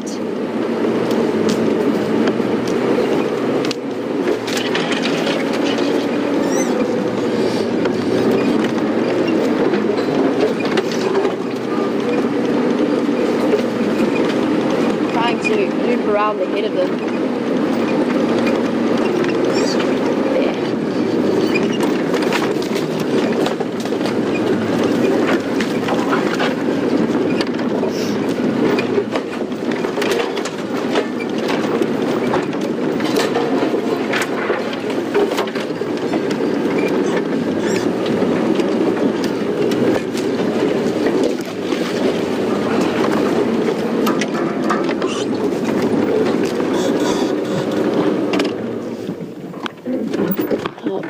There we go, we've managed to loop around them. They're coming through. She's panting. She's also salivating quite heavily, and that's a very clear sign of fear. And Darla, yes, I think you're absolutely right. I do think that it's safe to assume now that the female that they've been mating with is not an Nkuhuma Lioness because she didn't reunite with these two.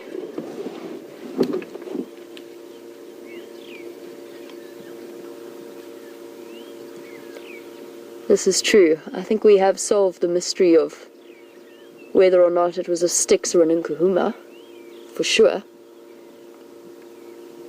Very good point.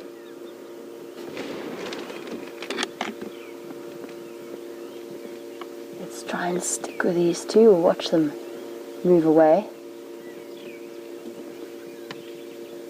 You can see they're a little bit stressed out and not quite sure where it is they're going. Hey girl, it's okay. You've made it, you're safe. Poor thing. And while these two are moving off in fear of the Birmingham boys, Scott is still with those troublemakers. Let's see what they're up to. I'm going to stay with these two and try and follow up with them. I'll catch you a little bit later.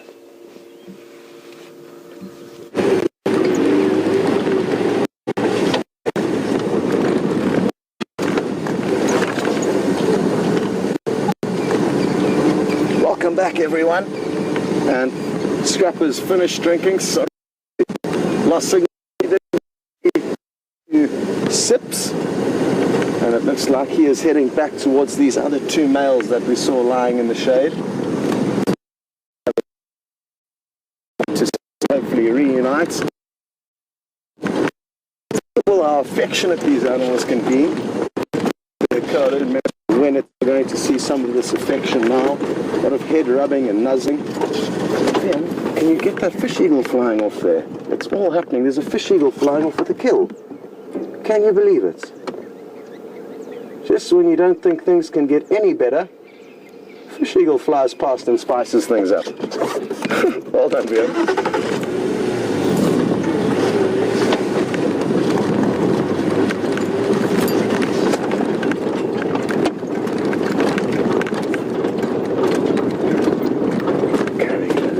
Great spot here to watch him approach his coalition members here.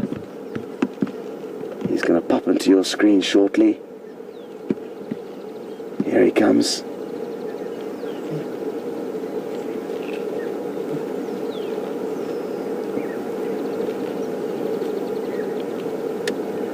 Oh, look at that.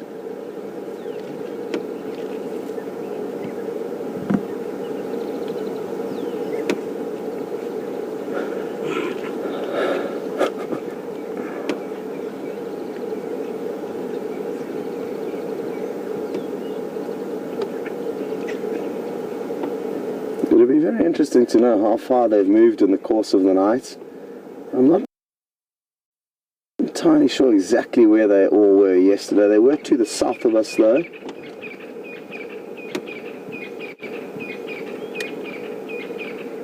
And as I said a bit earlier, it is heating up drastically. So a long night out exploring, doing their business. Possibly they made a kill and finished it last night, because when they did arrive on the scene at that buffalo carcass, the majority of them weren't hugely interested in feeding, and their bellies looked already quite full. But the night out combined with the increasing temperatures means that I think we are probably not going to see too much more action from them. Hopefully I'm wrong though. And I guess we would be greedy to expect and want anything more than we've already seen this morning. It's been action-packed. And it's been so great having all of you guys along to enjoy these moments with us.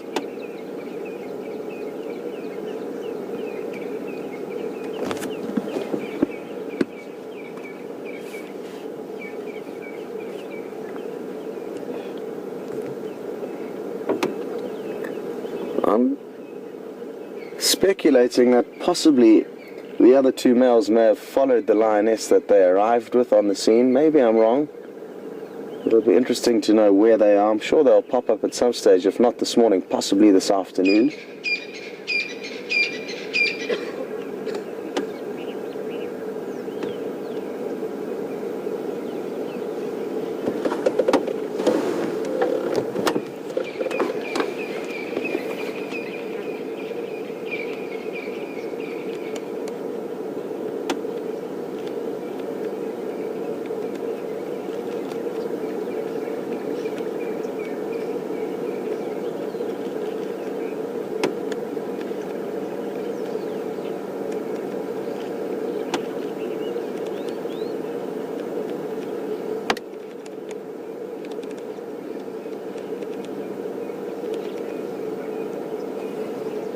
Yes, go ahead with your question.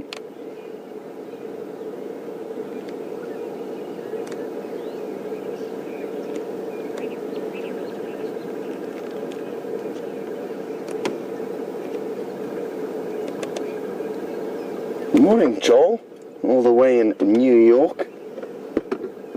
And thanks for sending your question through. Joel's interested to know if the Birmingham Boys, this coalition of lion, will still continue to hunt as all this chaos unfolds. And yes, most certainly, Joel.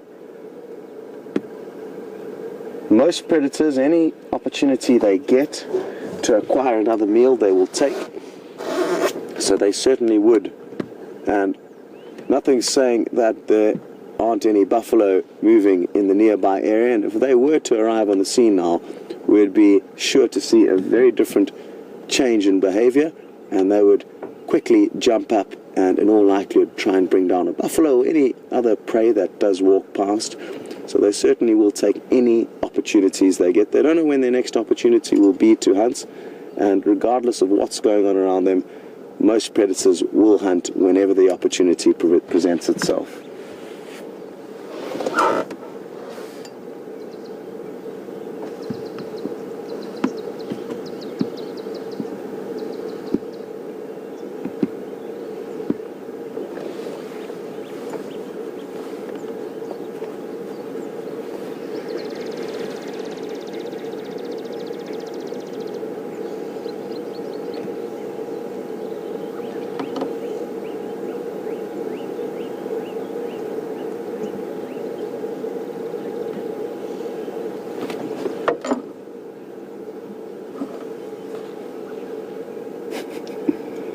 We've just got a question through from Marla, and she sent it through on Twitter using the hashtag Safari Live, and she asked me if my heart stopped when I saw Scrapper, and it actually probably stopped before I saw him when Wium said, "There's a male," and before I'd even seen it, my heart skipped a few beats.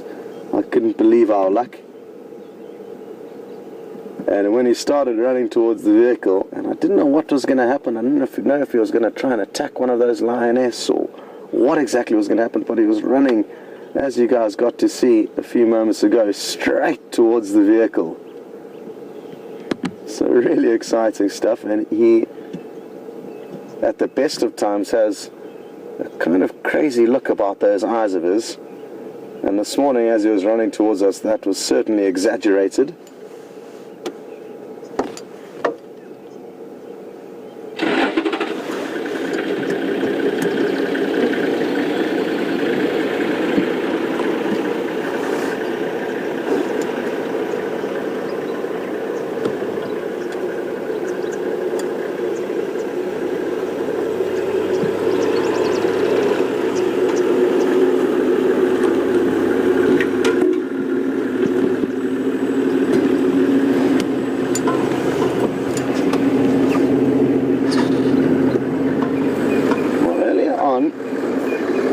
Five males arrived with one lioness. We're not too sure who she is, whether she's a Styx lioness, which is my guess, or possibly an Nkuhuma lioness, or maybe a lioness from another pride.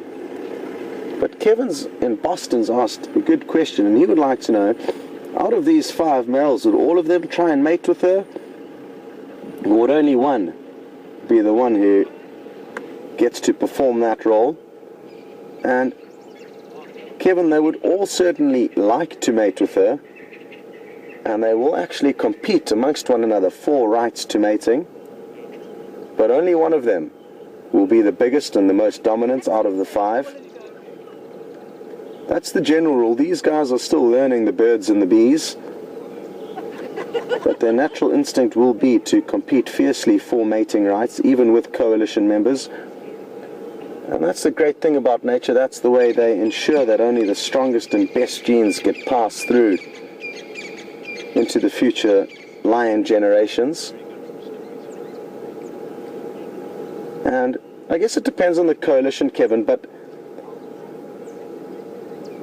they'll have the odd scrap every now and then, and that way be able to establish who is dominant over, let's say, a 1 or 2 month period. So every time they get an opportunity to mate, they won't necessarily have this almighty 5-way clash, but they'll remember, this guy's still dominant, he's going to have his turn to mate. But as the months and years roll by, dominance levels may shift and change, and one of the subordinate males may think, you know what, I've had enough of this, and I'm going to challenge the top male to the rights to mating. So it's something that will change over time, and we will see continual battles throughout this coalition's reign. But it won't necessarily happen every single time a female arrives on the scene. They may be able to hold their dominant status for a couple of months before being re-challenged by one of their coalition members.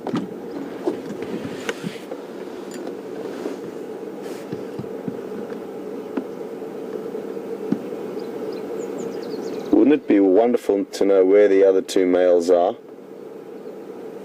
I'm almost tempted to go for a drive around and see if they aren't lying in the shade somewhere nearby. I don't know what you guys think. We can leave these two vehicles that are currently in the sighting with us to keep us updated on any changes here, which I'm not really expecting. I guess these guys, other than shifting very slightly to stay in the shade, they probably won't do much. So let me know what you guys think. Should we go off and look for the other two males and that other lioness possibly, or should we stay here?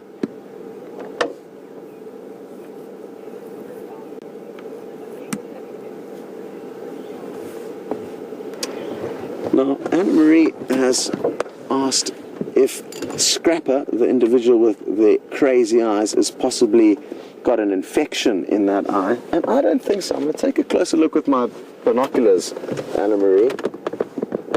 I don't think it's too serious. I think it's just weeping, and that's what gives it that big black appearance. And Liz has asked, is it not only infected, but is he blind in that eye? And no, I think he's got perfect vision out of that eye, and it's basically just an injury on the surroundings of that eye, and it's mainly an old scar actually that it looks like. But as Wium zooms in, you'll see that he's got perfect vision there. If he was blind in that eye, you'd usually see a kind of white translucent layer,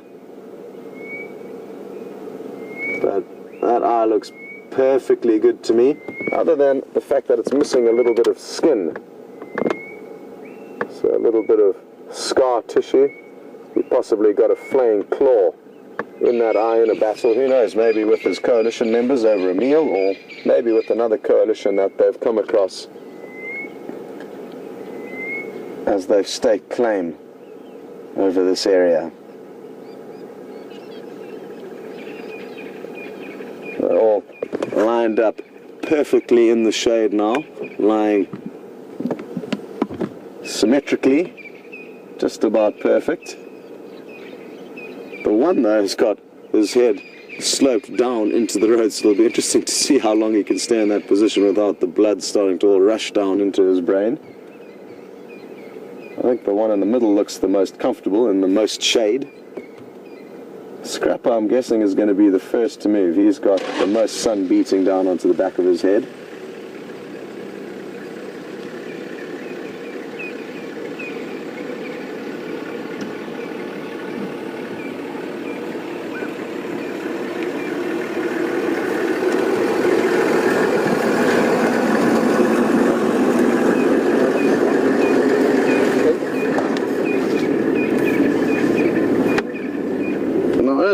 Speaking about the likelihood of some buffalo arriving onto the scene and how these lions would immediately change tune and probably pursue them.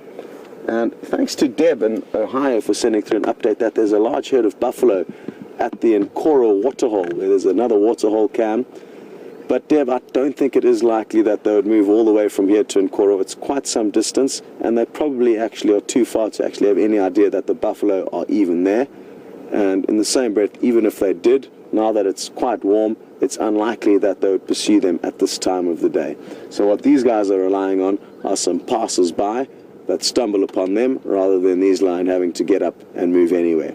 There is a strong chance that some buffalo could arrive on the scene. This waterhole where Scrapper had a drink earlier is the closest water in the surrounding area.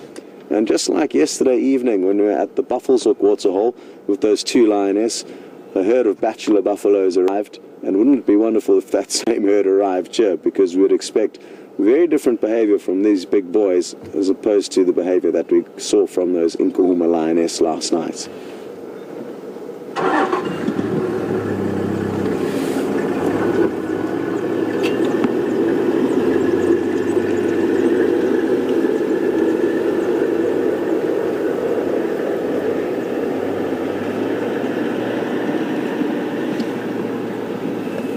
Okay, well the good news is the other vehicles have all headed off now, and we are now the only people here. So what that means is Wium can jump out and go and reposition the line and get them to act a bit better. I'm only kidding. And what it means though is that they will hopefully bump into the other coalition members if they are lying up in an easy to find area. So we do not need to move. And if you're wondering where Jamie is, she's stuck in a hole. She's trying to get out. But that's why you haven't got any further updates as to what's going on with Lioness.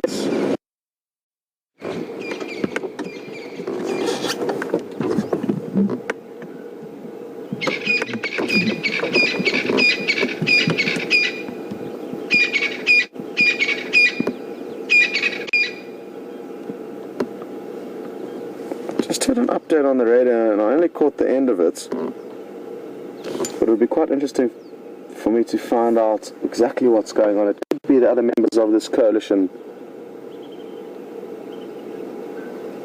that have been located on Buffalo's Hook.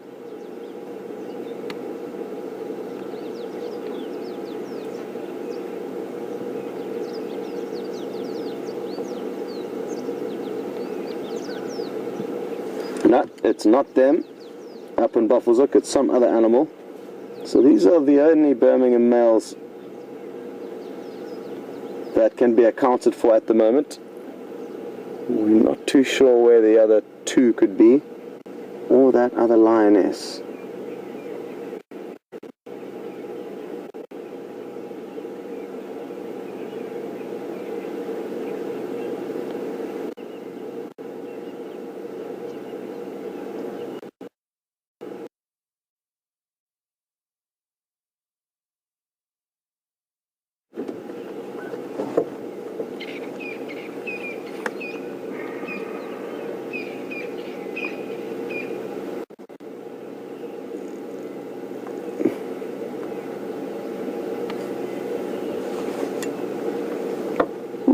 Interestingly, Georgian and Safari Hayes seem to think that the one unaccounted for lioness is headed north and west towards Mvubu Road. And thank you so much for your accurate updates, not only in the direction they're heading in, but even the road.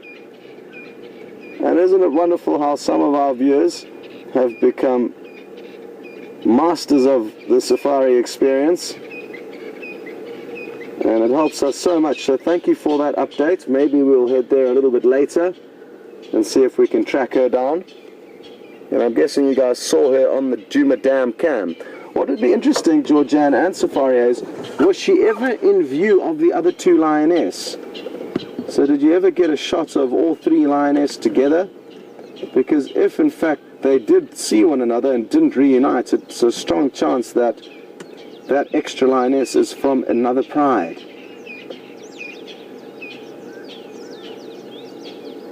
So please let us know that, and thanks again for that update already.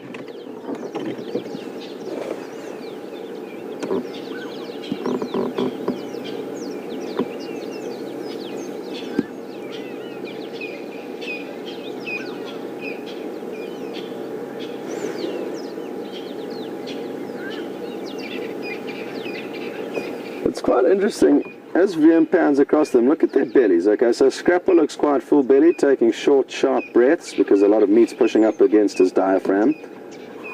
But look at this guy in the middle. Nice, slow, deep breaths. Not a very full belly. Then the third individual, I mean, it's a little bit deceptive because he's lying at a funny angle which is protruding his stomach outwards. But he also seems to be little bit more full-bellied, and breathing a little bit more intensely than the one in the middle. And this is an example of the hierarchy between the males within this coalition.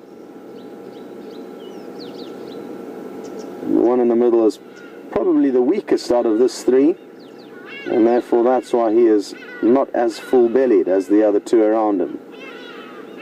Maybe I'm wrong, maybe it's just speculation, but it kind of makes sense. And look at his nose, very scratched up.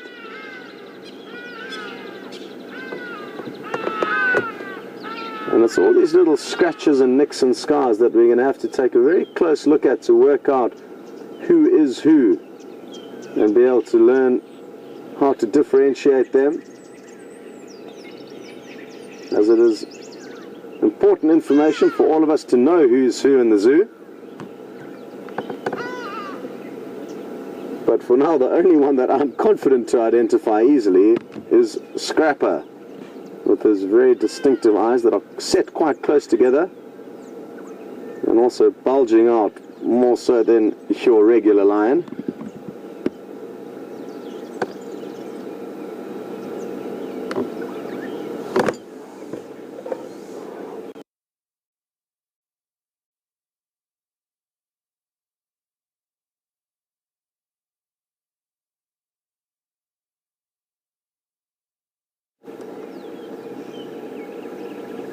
Now, the one thing we all need to be careful of is I've openly been calling this one male Scrapper. I don't know who was the first person to name him that, but it's not official, and with all these names we need to be very careful with slipping into calling it any one name, because already Natasha's pointed out that isn't his name Tsotsi, which means a robber or a burglar or a bad person in Zulu, one of the local African languages, and I personally see is actually better. But let's not set our sights on any specific names just yet. It may be possible for us to name them individually as the weeks go by, but usually how it works with lions is that a coalition will be named as a coalition as a whole, and a pride will also be named as a pride as a whole. But for us it's a little bit different, because we have got such loyal viewers that watch the show so often. It's important for us to read a little bit deeper into these animals' lives than your average guest who comes out here for 3 days.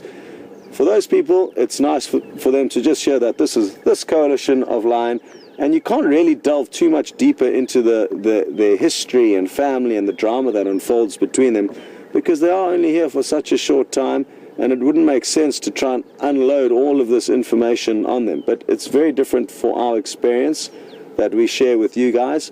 So let's not settle on any names just yet, and we'll just be hypothetically using them just to distinguish one from another for now. But yes, Tsotsi would be a good name for him. Like I said, it means basically a burglar or a robber or a bad person. Another name that Jess said, and I'm not sure if it was just one that she forgot, was Tokolosh.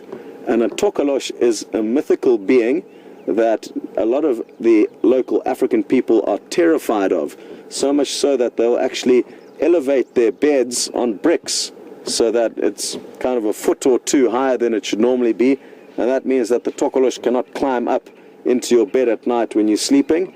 You can, interestingly enough, also buy Tokolosh salts, which is a bag of bright green crystals that are salt-like that you spread underneath your bed to keep the Tokolosh at bay. So I'm guessing it's a small little creature. I'm guessing not one has ever been seen, but they are apparently out there. But it's a mythical being. So Tokolosh would be another interesting potential name for one of them.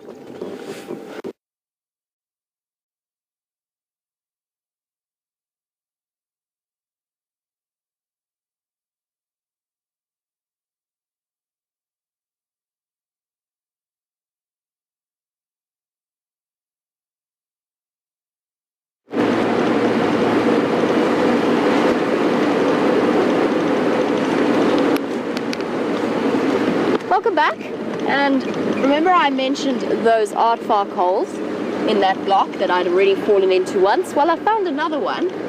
It consumed most of my front left tire, Luckily, we were able to, with some superb teamwork between Andrew and myself, jack the car up and pack logs under it and then bounce it back out of the hole. It worked very well. Unfortunately, what it does mean is that the lionesses have ducked around us. Now, apparently they've crossed into Arethusa and Cedric's got them there.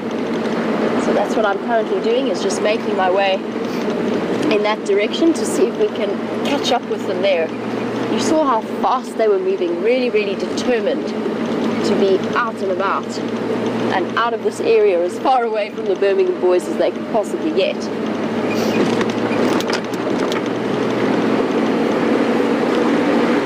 I just want to see if we can catch up with them. We're coming up to Triple M now.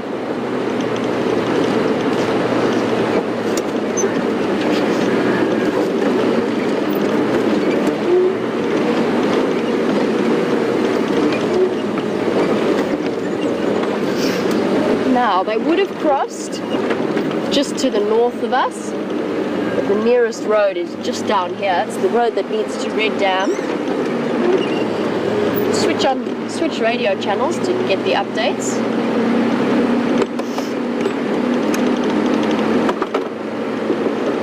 Try and untangle myself from the mess I made trying to get us out.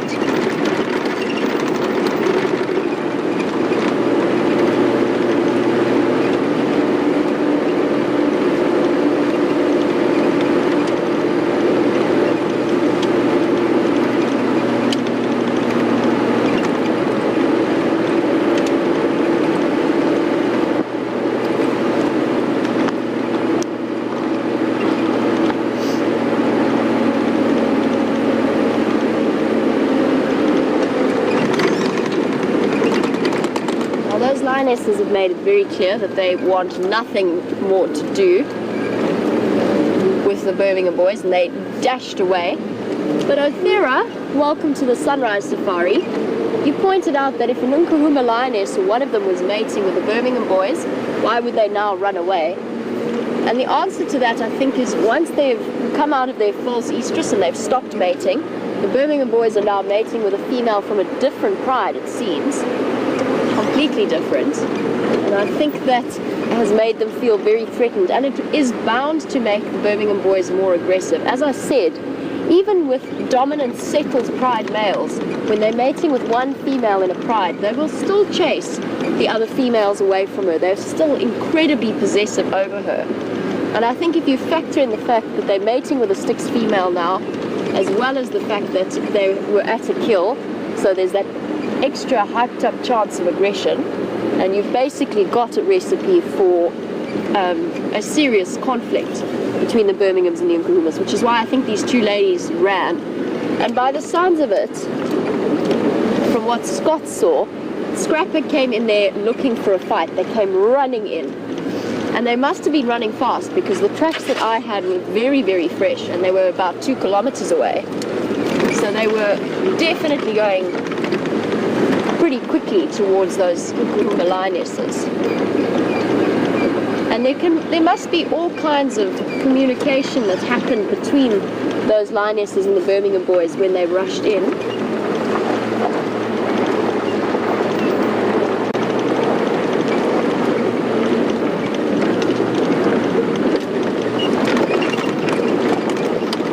And they probably were very aware that there was a high level of aggression. And it's also fairly standard practice for prides to avoid each other. They move about in their own distinct home ranges, and they don't tolerate each other's presence close by. So that Styx female would also have probably been showing aggression towards the Nkuhumas as well.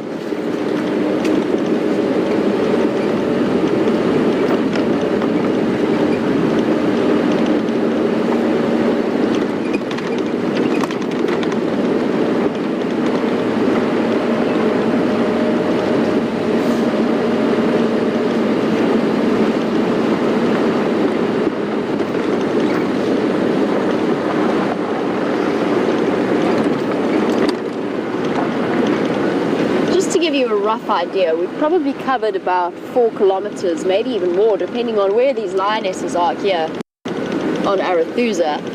And Clay, you were wondering if the Birmingham Boys keep chasing the Nkuhumas, could they actually leave the area for good? And it's not unheard of, it does happen. It is unlikely just because females have fairly settled home ranges that they've been in for generations, which might change and vary a little bit, but for the most part they're in the same area. But it is possible, it has happened with prides before, especially where there's been a split. Now, I'm not saying that the Nkuhumas have split or that this is a permanent situation.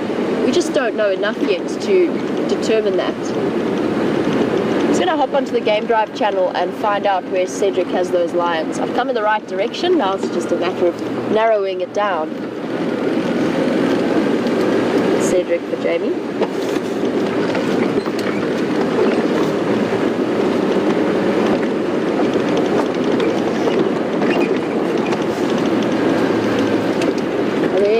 Stations with those two Mafazi and Gala that crossed from Weirs.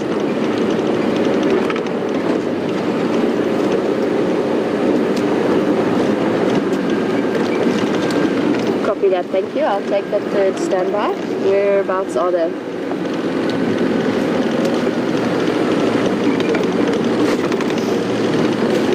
Copy that, thank you. Okay, so they do have them, and we are in the right area. They did go right across to Red Dam, and they've settled. It sounds like they've settled down there for the moment. Now, because it is a very interesting sighting, and they haven't seen lions on Arathusa for quite a while, there are lots of other vehicles at that sighting, so we've had to kind of get in the queue. And the unfortunate nature of the aardvark hole incident that we discovered once again means that we missed our opportunity to come across with them and stay with them. So now we just have to wait our turn in the lineup. So I'm going to be doing loops around Arathusa to see what we can see before we have a chance to go across to those lionesses.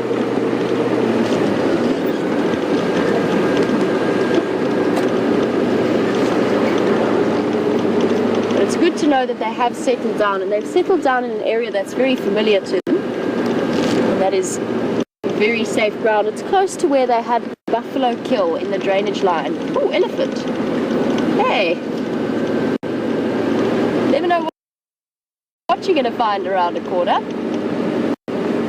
Lots of elephants. Hello, elephants. Oh, you're a big girl.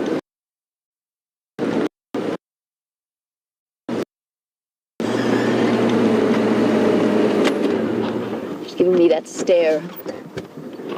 Yeah, I'm watching you.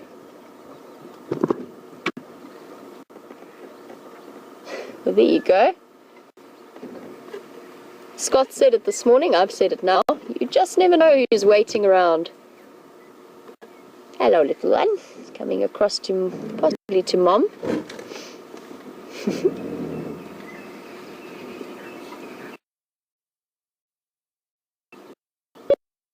Very nice surprise.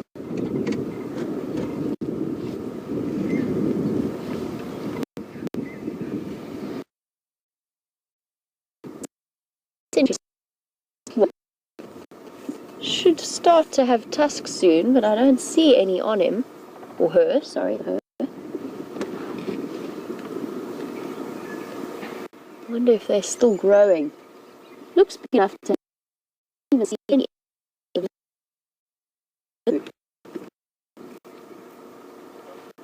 Could well be a tuskless elephant.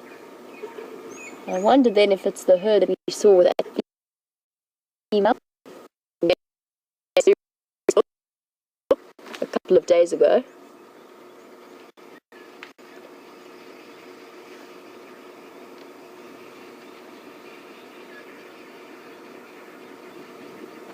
Very nice. A morning filled with lions and elephants.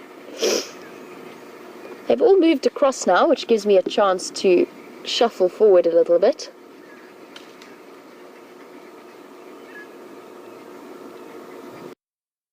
Make my way very slowly, giving them plenty of personal space. That female is huge. She's a very big girl.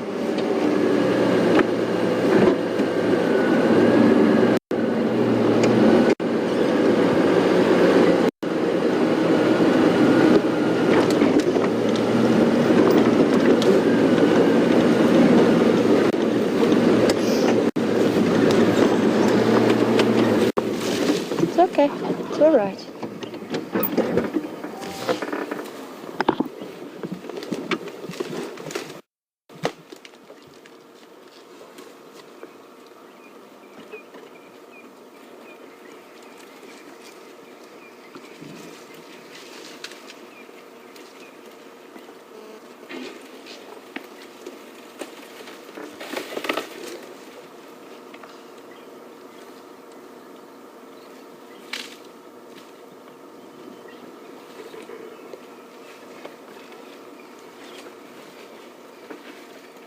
Well, apologies for the slight dip in the stream that we had there. But we're still with our beautiful herd of ellies. Munching away at, I think, buffalo thorn. The way her trunk curls up. Hello, little one. Where are your tusks? You don't have anything growing there. It's interesting. Very, very interesting.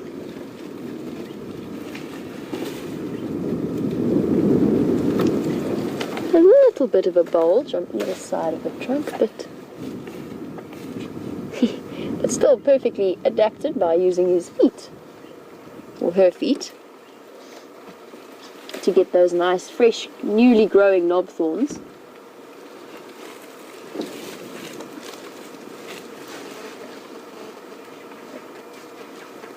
Hello, beautiful.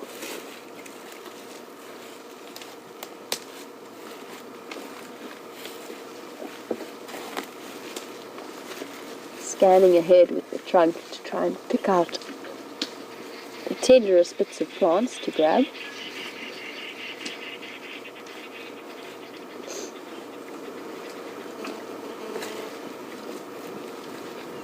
And this is why elephants are so important, is they help to control that wood layer or the tree layer by performing services just like this little one has done, ripping up trees before they get too large, because if they weren't here to control the number of trees in the area, then we definitely get overgrown and bush encroached species coming through, especially things like sicklebush, and even acacia can do it at times.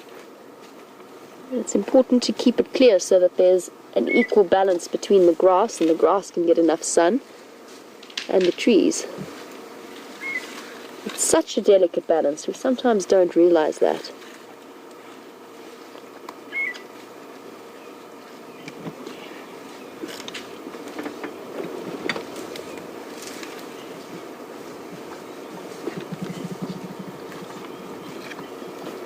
It's hard to think that we were ever chilly this morning. It's now baking hot.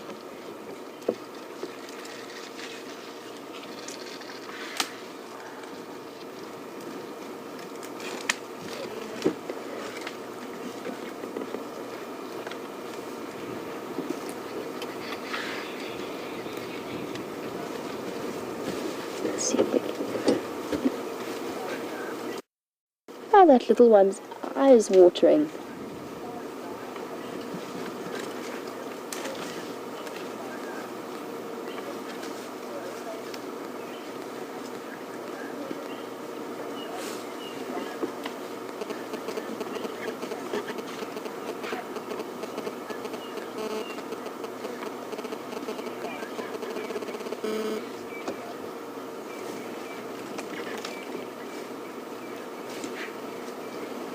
Try and get another nice view of that little one. I wonder if he didn't get a thorn or a stick in the eye or something along those lines.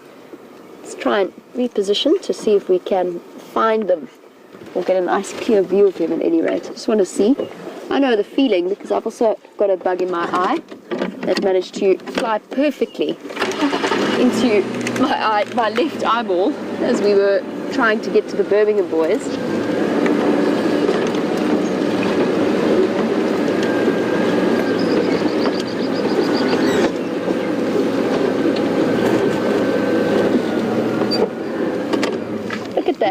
There's no evidence at all of tusks growing.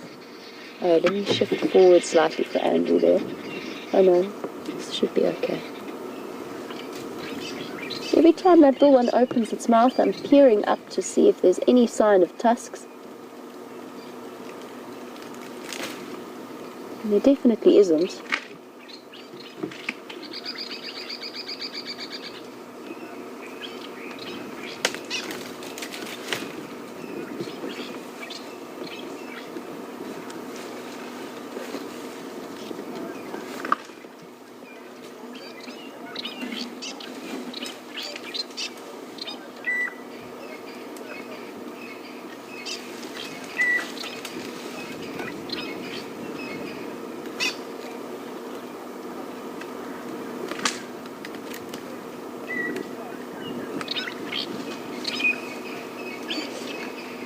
We've got an interesting story coming through from Sherry, who hails all the way from Florida.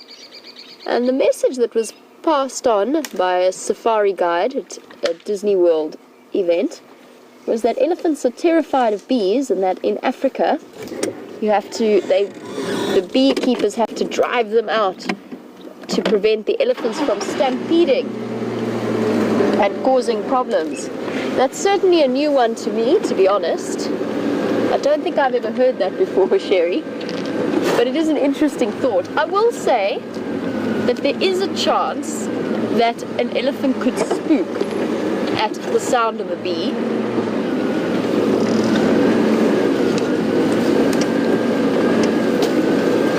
I'm going to try and show you what this little one's up to. He's headbutting the tree.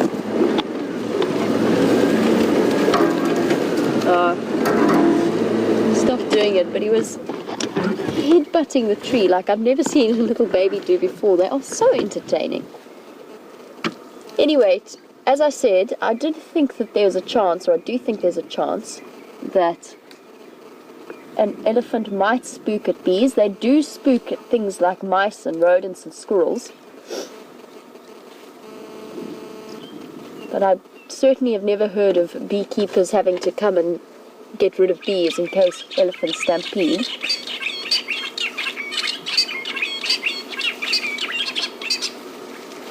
And bees are out here and everywhere in the world such important creatures in terms of pollinating everything from crops to flowers to fruiting plants,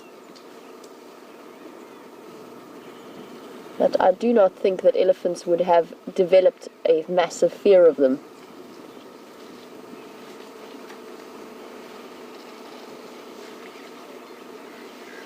There you go, little one.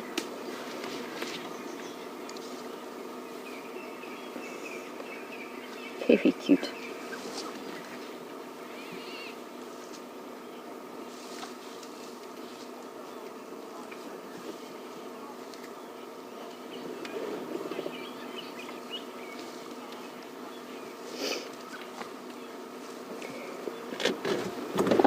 Zai, you were wondering, we were talking about that little one who I think might be a tuskless individual, and you were wondering how impaired that makes them, because obviously we see elephants using their tusks all the time on these live safaris. We see them using to rip branches, to dig holes, to strip bark. It's such an important part of the way that they feed. And the answer is they are slightly impaired. They have to learn to use their trunks and their feet a lot more. And they probably have to take a little bit more time in terms of consuming and be a bit more selective as to what they eat. They also follow behind individuals that do have tusks, so when they've cleared away a little bit of bark, then they'll come around and start to strip as well using their trunks. So impaired a little bit, but nothing too serious. I've never seen unhealthy tuskless individuals. And obviously it's something that South Africa is a little bit different. It's a naturally occurring phenomenon. So something like 4% or around 4% of elephants carry the tuskless gene. It is a genetic thing that they pass on to their offspring. But it is something that unfortunately has been artificially selected for, not so much in South Africa, but more towards the sort of Central African countries that have experienced serious civil strife.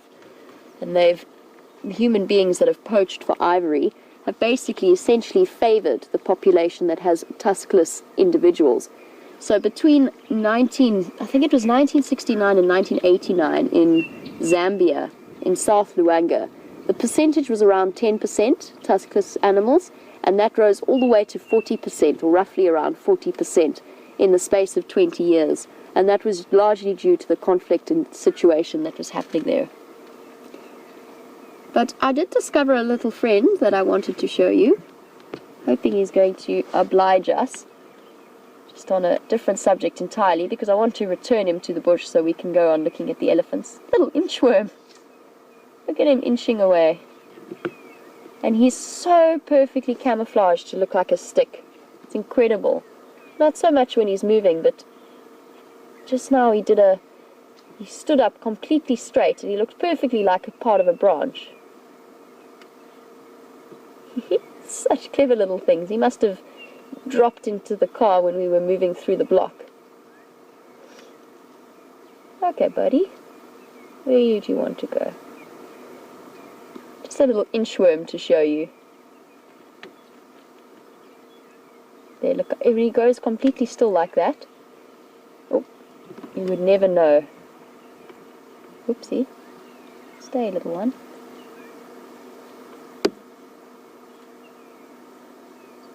You can see him reaching across for another place to go. There he goes.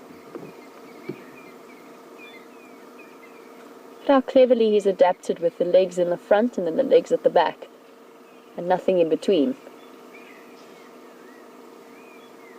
Obviously the name inchworm, I'm sure many people will know, comes from the way that they inch forward. And he's almost covering an inch distance at a time. Sorry, buddy. I promise you I'll return you to where you belong. Up it goes.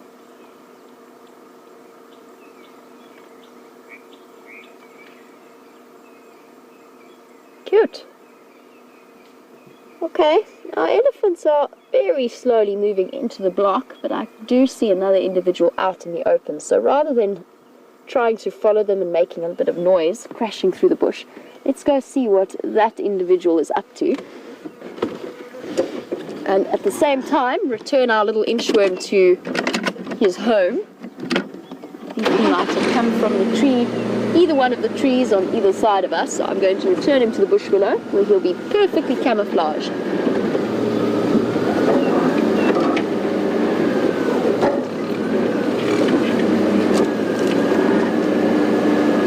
Here you go, little one.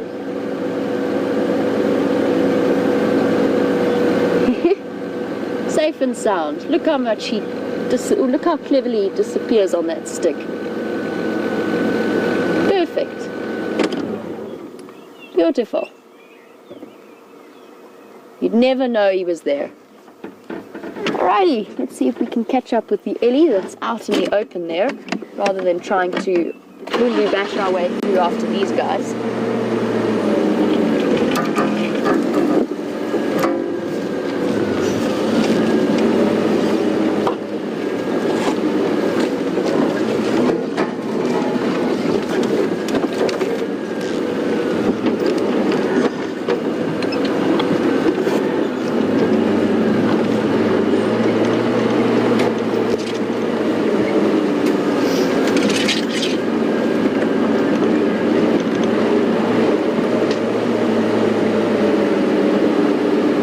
Big herd, this. I think it might be the same one that we saw yesterday very briefly that then disappeared.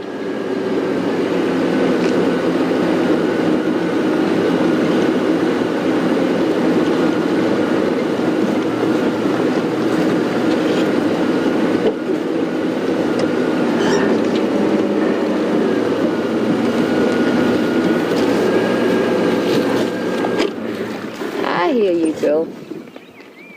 You're fine. Sorry guys, just bear with me for one moment and then I'll get back to Christopher's question. Just watch the Ellie.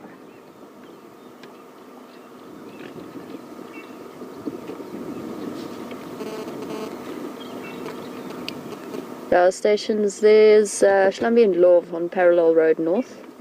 I'm happy for you to go ahead into the sighting. I'll come after you.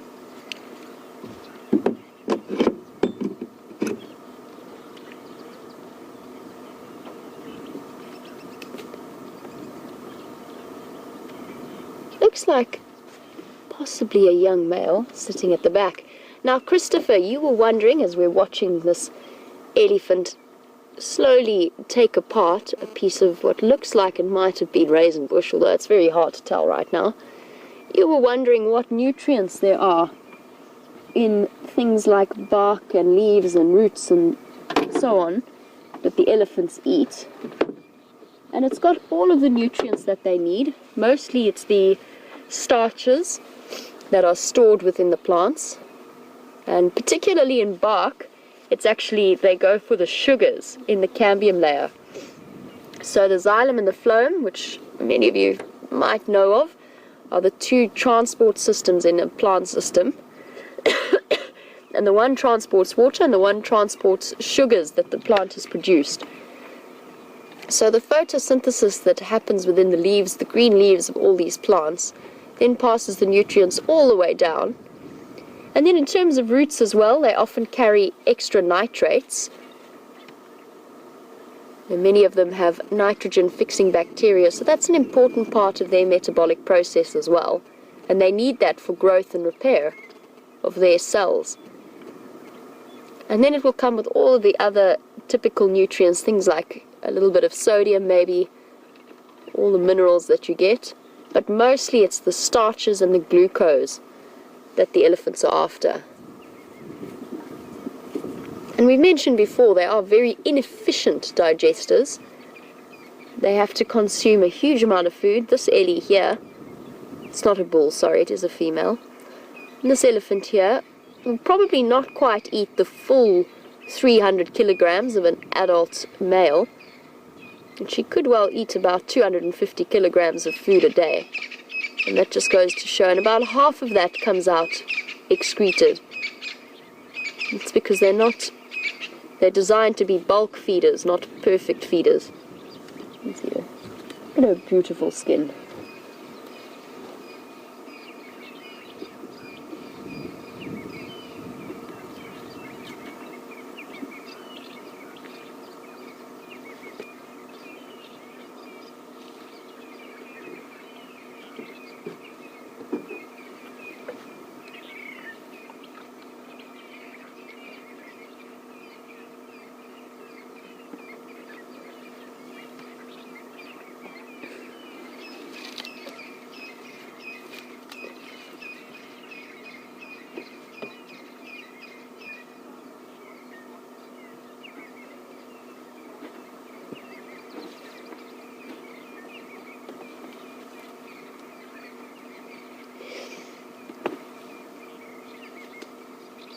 Well, Marianne shares my feeling.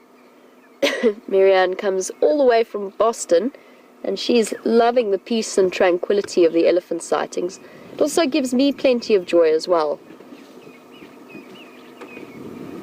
It's the most wonderful part of my day, is the time that I get to spend with these wonderful creatures and just enjoy their peace and tranquility.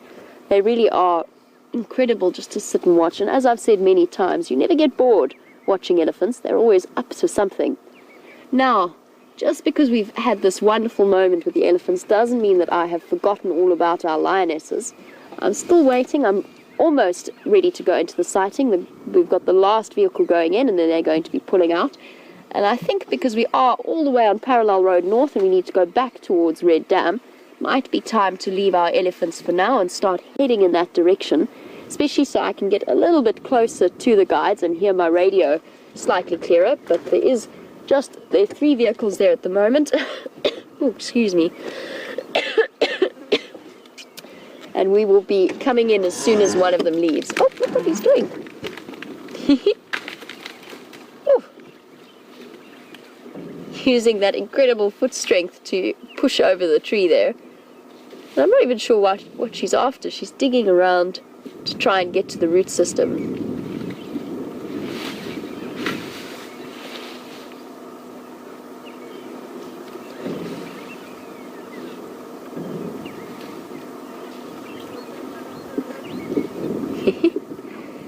So there you go, tucking into those highly nutritious and also water storage points of the root system of the tree.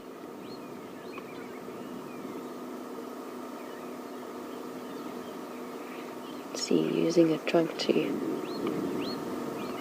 sniff around and decide what the best approach is going to be.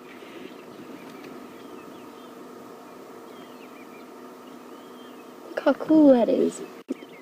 Touching with the tip of her trunk, trying to find exactly where it is that what it is that she wants to eat.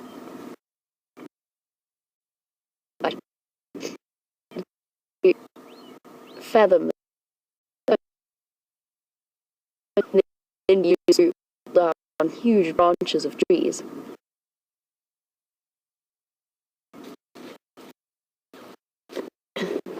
Yes, hello boy, you are a boy. This looks very nice and thick and broad his tusks are. Young male, right on the periphery, and I would say he's at the age where he's probably leaving the herd on a regular basis. He's definitely old enough to be out and about on his own. That's why he's been following so far behind.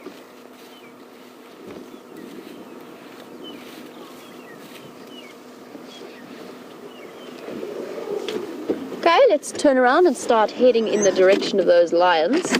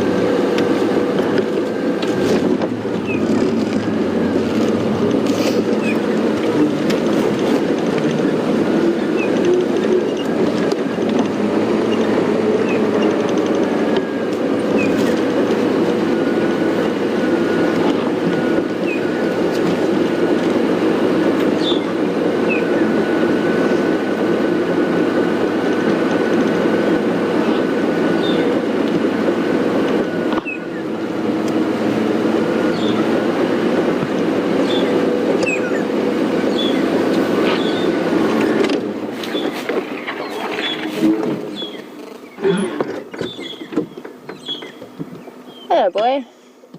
Sorry. You can relax a little bit. You're fine. I've mentioned this before, that these young bulls very often like to test their limits and try and show you who's boss. And he was just letting me know that he was going to try it, trying to make himself look big and scary.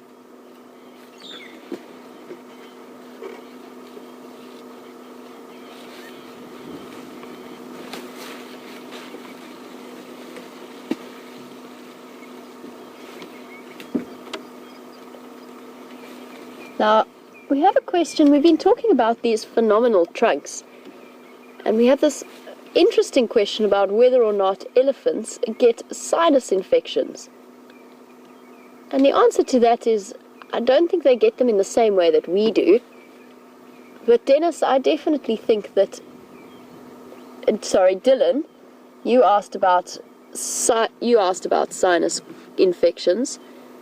And it does happen occasionally. You can imagine if they get a little cut or something up there, or they pull in a piece of debris when they're drinking water that's floating in the water, and it gets a little bit cut, they can get infections there. But bear in mind that these animals are far more resilient than we are.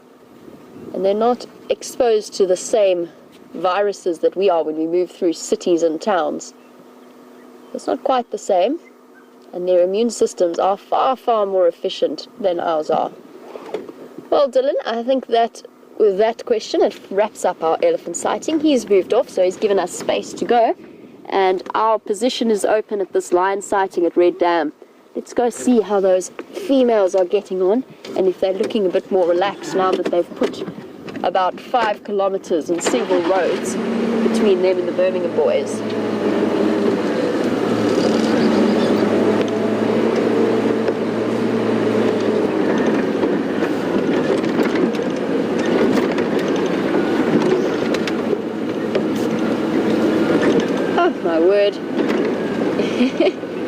elephants have all changed direction. They're all coming across the road. So we're going to be approaching the lion sighting, but we are going to be approaching the lion sighting quite slowly. There's a bit of an elephant roadblock ahead. Can't complain. Definitely won't complain. Interesting that they looped all the way into that block and then decided to come back this way. There's obviously some nice food in there, but there's more water down this way. Very big herd. 1, 2, 3, 4, 5, 6, 7, 8, 9, 10, 11, 12. 12 ellies that I've counted as we're moving forward. Mommy's planted herself right there to make sure that her family crosses the road safely. They always do this, the big females. They put themselves between you and the rest of the herd as a sort of a protective measure. And they make sure that they're keeping an eye on you. There you see that little one is almost the same size as the one we were looking at earlier. Maybe a bit older, 6 months older. But you can see how developed those tusks are, which is why I was thinking that other little one might be tuskless. He should already be showing signs of tusks growing. But you never know. I suppose you get late developers just like you do with people.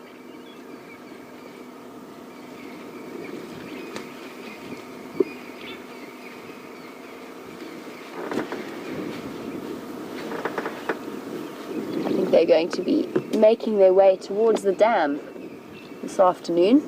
So for those of you who are regular viewers, and for any new viewers, there is a 24-hour camera up at Arathusa Dam, so keep your eyes peeled, because there could well be elephants coming to drink this afternoon. Blazing hot. They're going to want some way of cooling down. Oops, some stragglers coming through.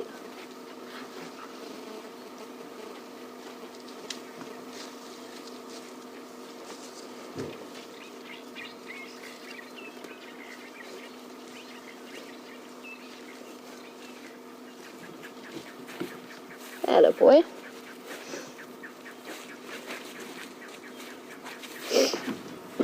Yeah. You be nice.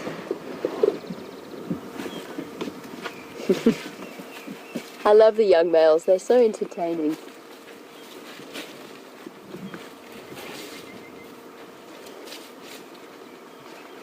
Okay, our elephant roadblock has moved across. We can carry on and get to those lions.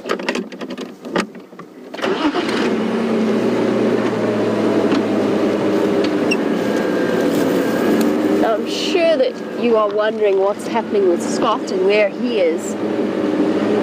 And unfortunately, his signal is still black screen. Wendy's been having a couple of issues recently in terms of streaming. So we're definitely working on it. Wendy appears to have been suffering from an attack of the gremlins. Hopefully we'll be back up and running as soon as possible. But that is what's happening with Scott. I'm sure he's still with those Birmingham boys at the dam. But we do have a very exciting and interesting sunset safari, if indeed they're still around, and I think they're going to be. It's baking warm. Maybe we can have a chance to identify this mystery female, see who she might be.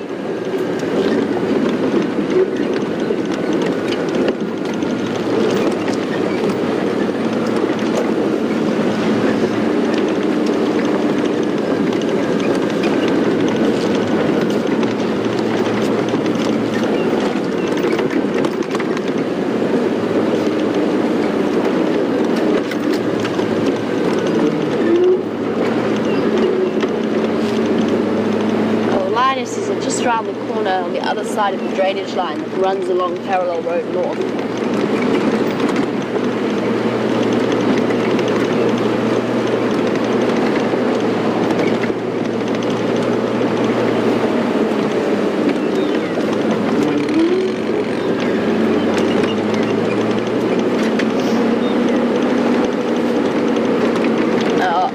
They're on the other side of that drainage line, and Pharaoh, you were wondering how far they are from the Djuma Dam at this point, and they're about 5 kilometers or so away. And yes, Janet, we are on Arathusa now, coming up to Red Dam.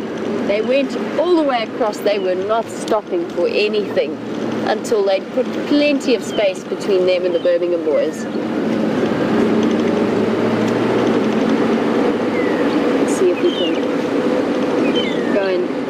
for them. Apparently they are now lying down, resting, which is good news. As I said, it's hot. They need to recover their energy. Luckily, they had plenty of time to feed on their carcass, so it's not like they're going to go hungry. They've definitely had 4 or 5 days of relaxation next to a rather smelly carcass. But I don't think they're going to be returning to that area in a hurry. To that side of Djuma anyway. Now remember, if we think back to a couple of weeks ago where we had the 3 Nkuhuma Lionesses hunting the buffalo, and I gave the update that Junior and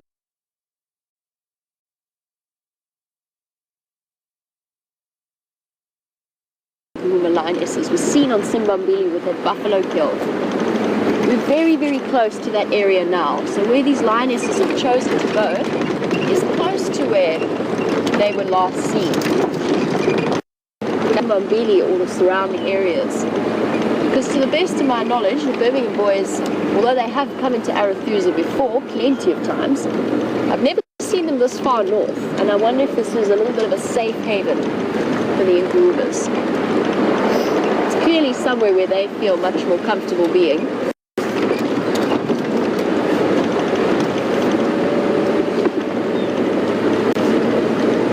Stations on lock for those with buzzing Gala coming.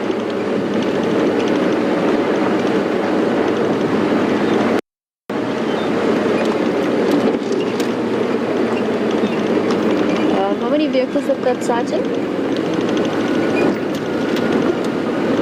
Copy that, thank you, now join you.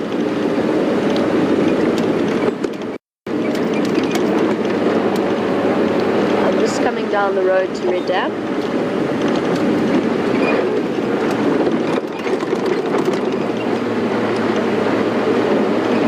Copy that, thank you.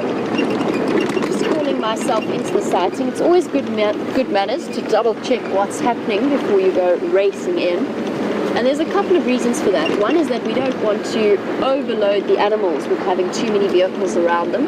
So there's a 3-car rule, only 3 vehicles at a sighting, sometimes even less depending on the situation and where the animals are. There's also the fact that the people in the sighting have a better idea as to the mood of the animals, if they're relaxed, if they're not. And they can tell you when it's safe to approach, especially with something like elephants. Here's our girls. Make our way in.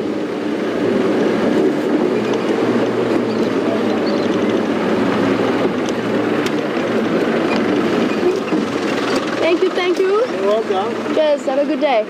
Thanks, guys. Let's try and find a nice position. Definitely looking more relaxed than the last time I saw them.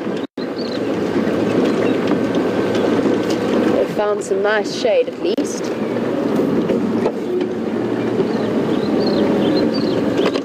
So, here we go. On 2 Nkuhuma Lionesses who have been through a great deal today. Now they covered 5 kilometers, and I'm guessing it's 5 kilometers, it's a rough estimate. They covered that distance in, sure, half an hour maybe, probably. I mean, we spent a little bit of time stuck in a hole, so I'm not too sure exactly when they got here. But they covered it in maybe half an hour, maybe 45 minutes. That's how urgently they wanted to be out of the way. But they definitely look a lot more relaxed now.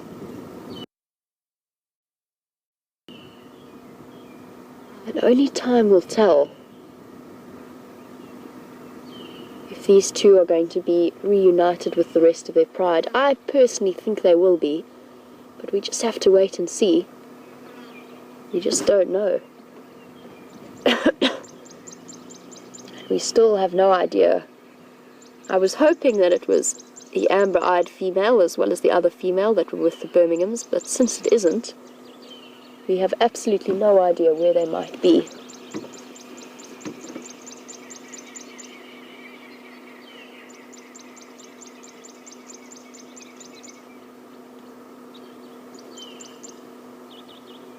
We're just going to have to watch this saga play out. And they've come to Red Dam, but I must say there's absolutely no water here. Red Dam is now completely dry. And my head might be in the way, but it really is completely dead. There's no water there at all.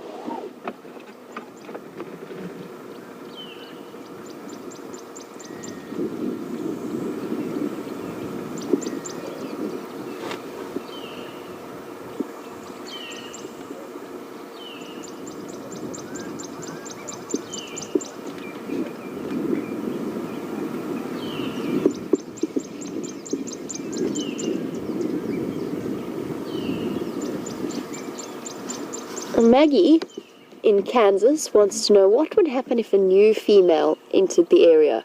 Would she join up with the Birmingham Boys, or how would she prevent herself from being killed? And the answer to that, Maggie, is that lions are not solitary animals, so it definitely wouldn't be, or at least not the females. So if the chances of there being one female is highly, highly unlikely. Look, it does happen.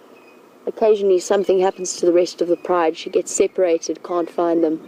But it's very, very unusual. And if that is the case, then she would probably hesitate to settle down in an area like this, because it's already the established territory of the Nkuhuma and the Styx pride.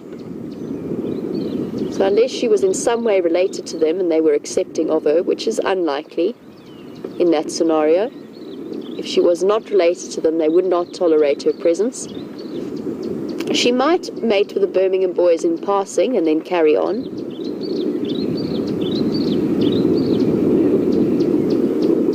And that would be her way of brokering peace with them. You can see them panting away. They're very, very hot.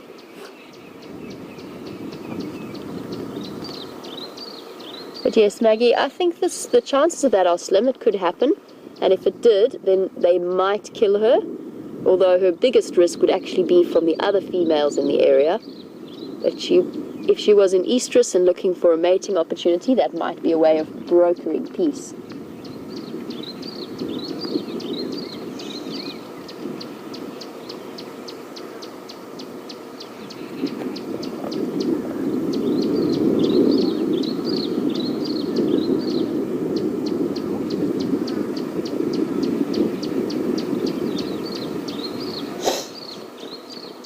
Looking at her beautifully enormous feet, and I mentioned before that I love lion's paws. I find them fascinating. And Lucy, we were wondering why it is that the lion's paws turn sideways when they lie down, and I think that's just the way that they're structured. They find it more comfortable. I have seen them obviously lying with them flat, but you do very often see them slightly turned. And I think I will tell you that if you watch a lion walk down the road, there's an almost imperceptible way that they roll. They start on the side of their foot and they roll their foot down when they step on it. It's very difficult to explain exactly what I mean, but next time I see a lion walking, I'll try and point it out. But there's almost an imperceptible roll from the side down, and that helps them move quietly, rather than stepping straight on a stick, just sort of slowly. It's almost like us walking on tiptoe, so to speak. And I think that the way that their forearms are structured, or their forelegs, not really forearms, mean that it might be a little bit more comfortable when they do lie down to just turn those paws sideways slightly. But they've got huge degrees of flexibility, these creatures. There's so much range of motion that they have. Even when they're running, just continuing on the thought further, not just the foot, but their whole body. They can almost dislocate their shoulder blades, or at least their shoulder blades are adapted to the point that they can shift around and move so cleverly when they're running. It allows them to get that enormous, graceful stretch when they're chasing something and to cover more ground.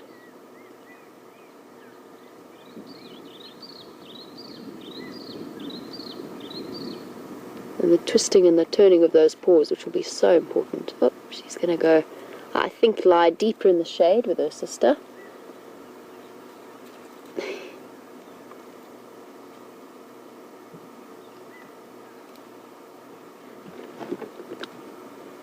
well, you two. At least you had a good meal.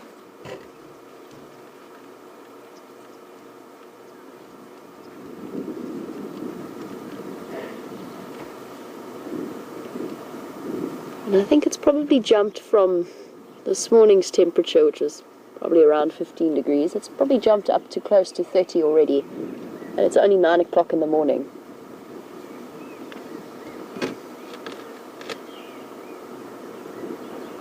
They're going to spend the rest of the day here, I imagine, passed out in the shade. And if they need a drink, then they'll head down to Arathusa. So you've got 2 animals to look for on the Arathusa Dam camera for the next few hours before the sunset safari.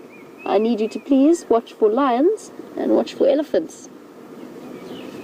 And let me know what it is you see.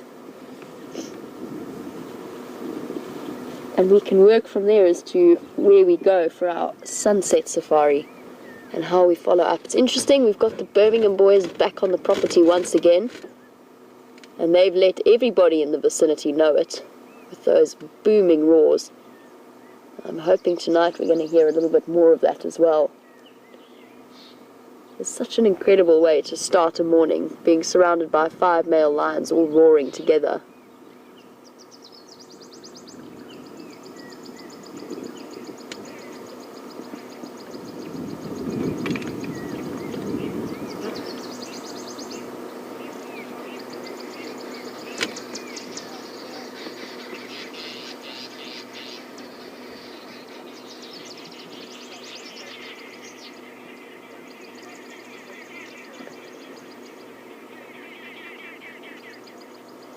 And who could have imagined when we finished yesterday's sunset safari that this was going to be the scene that greeted us in the morning, and all of that action with the Birmingham Boys coming up. I knew they were on their way as soon as I saw those big tracks on Twin Dams Road, and they do have very distinctive tracks. It's hard to miss. They're absolutely enormous. And then I saw the females' tracks as well, and it was a whole different ball game. And that's the wonderful and interesting aspect of this, is we get to sit and watch what's happening in the lives of these animals and really get to learn so much more about them. And they give us a chance to try and predict what they're going to do, and then they prove us completely wrong time and time again. It's absolutely astounding. But still, I'm feeling pretty happy with the morning. We got to spend plenty of time with these Nkuhuma Lionesses who found their place of refuge for the moment. And we jacked ourselves out of a hole, which is even better. We did fairly well. We didn't need to call in a rescue mission. So a big thank you to Andrew for not only his fantastic camera work, but also his assistance in packing logs underneath a wheel in a giant hole. Very grateful for all of your help. And a big thank you to you guys, the viewers. And let's see what happens this afternoon for the sunset safari. For now, I'm going to say goodbye and have a wonderful day. It seems as though Scott's going to have one last moment to say goodbye to you all. Cheerio.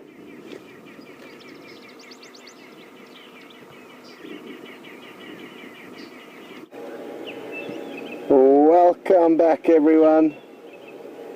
And Wium and myself have just returned to the 3 members of the Birmingham Coalition. This is Scrapper or Tsotsi, depending on which name you prefer. And he's now lying up in a tiny little bit of shade. Where the other 2 are lying, you can see is in full sunshine now, so they've moved off not too far away. And they're under the shade of a knobthorn acacia, just a few meters away. We did drive around the entire general area hoping to see any sign of the other coalition members or that lone lioness, but didn't come up with anything, sadly. But that's not a problem, because we have had such an incredible morning, and it's been an absolute pleasure having you guys on board with us. And thanks so much for all your help, contributions, questions and insights into what's been going on. It's, like I said, been a huge surprise. We certainly didn't expect to see all this action, and when Wium spotted that big male lion in the distance after we had kind of guessed that something was up, those 2 lionesses moved off the carcass. They were listening very intently to the south, and the rest is history, I guess, and we managed to capture a lot of great footage and great memories, and again, happy to share those moments and memories with you. We got to see some really interesting behavior. Still some pieces of the puzzle we are unsure of, who that lioness was, where the other two males are, but the bottom line is we had a wonderful morning, and we can only be grateful that it was shared amongst all of us, and not only that, but that we've got great prospects for this afternoon.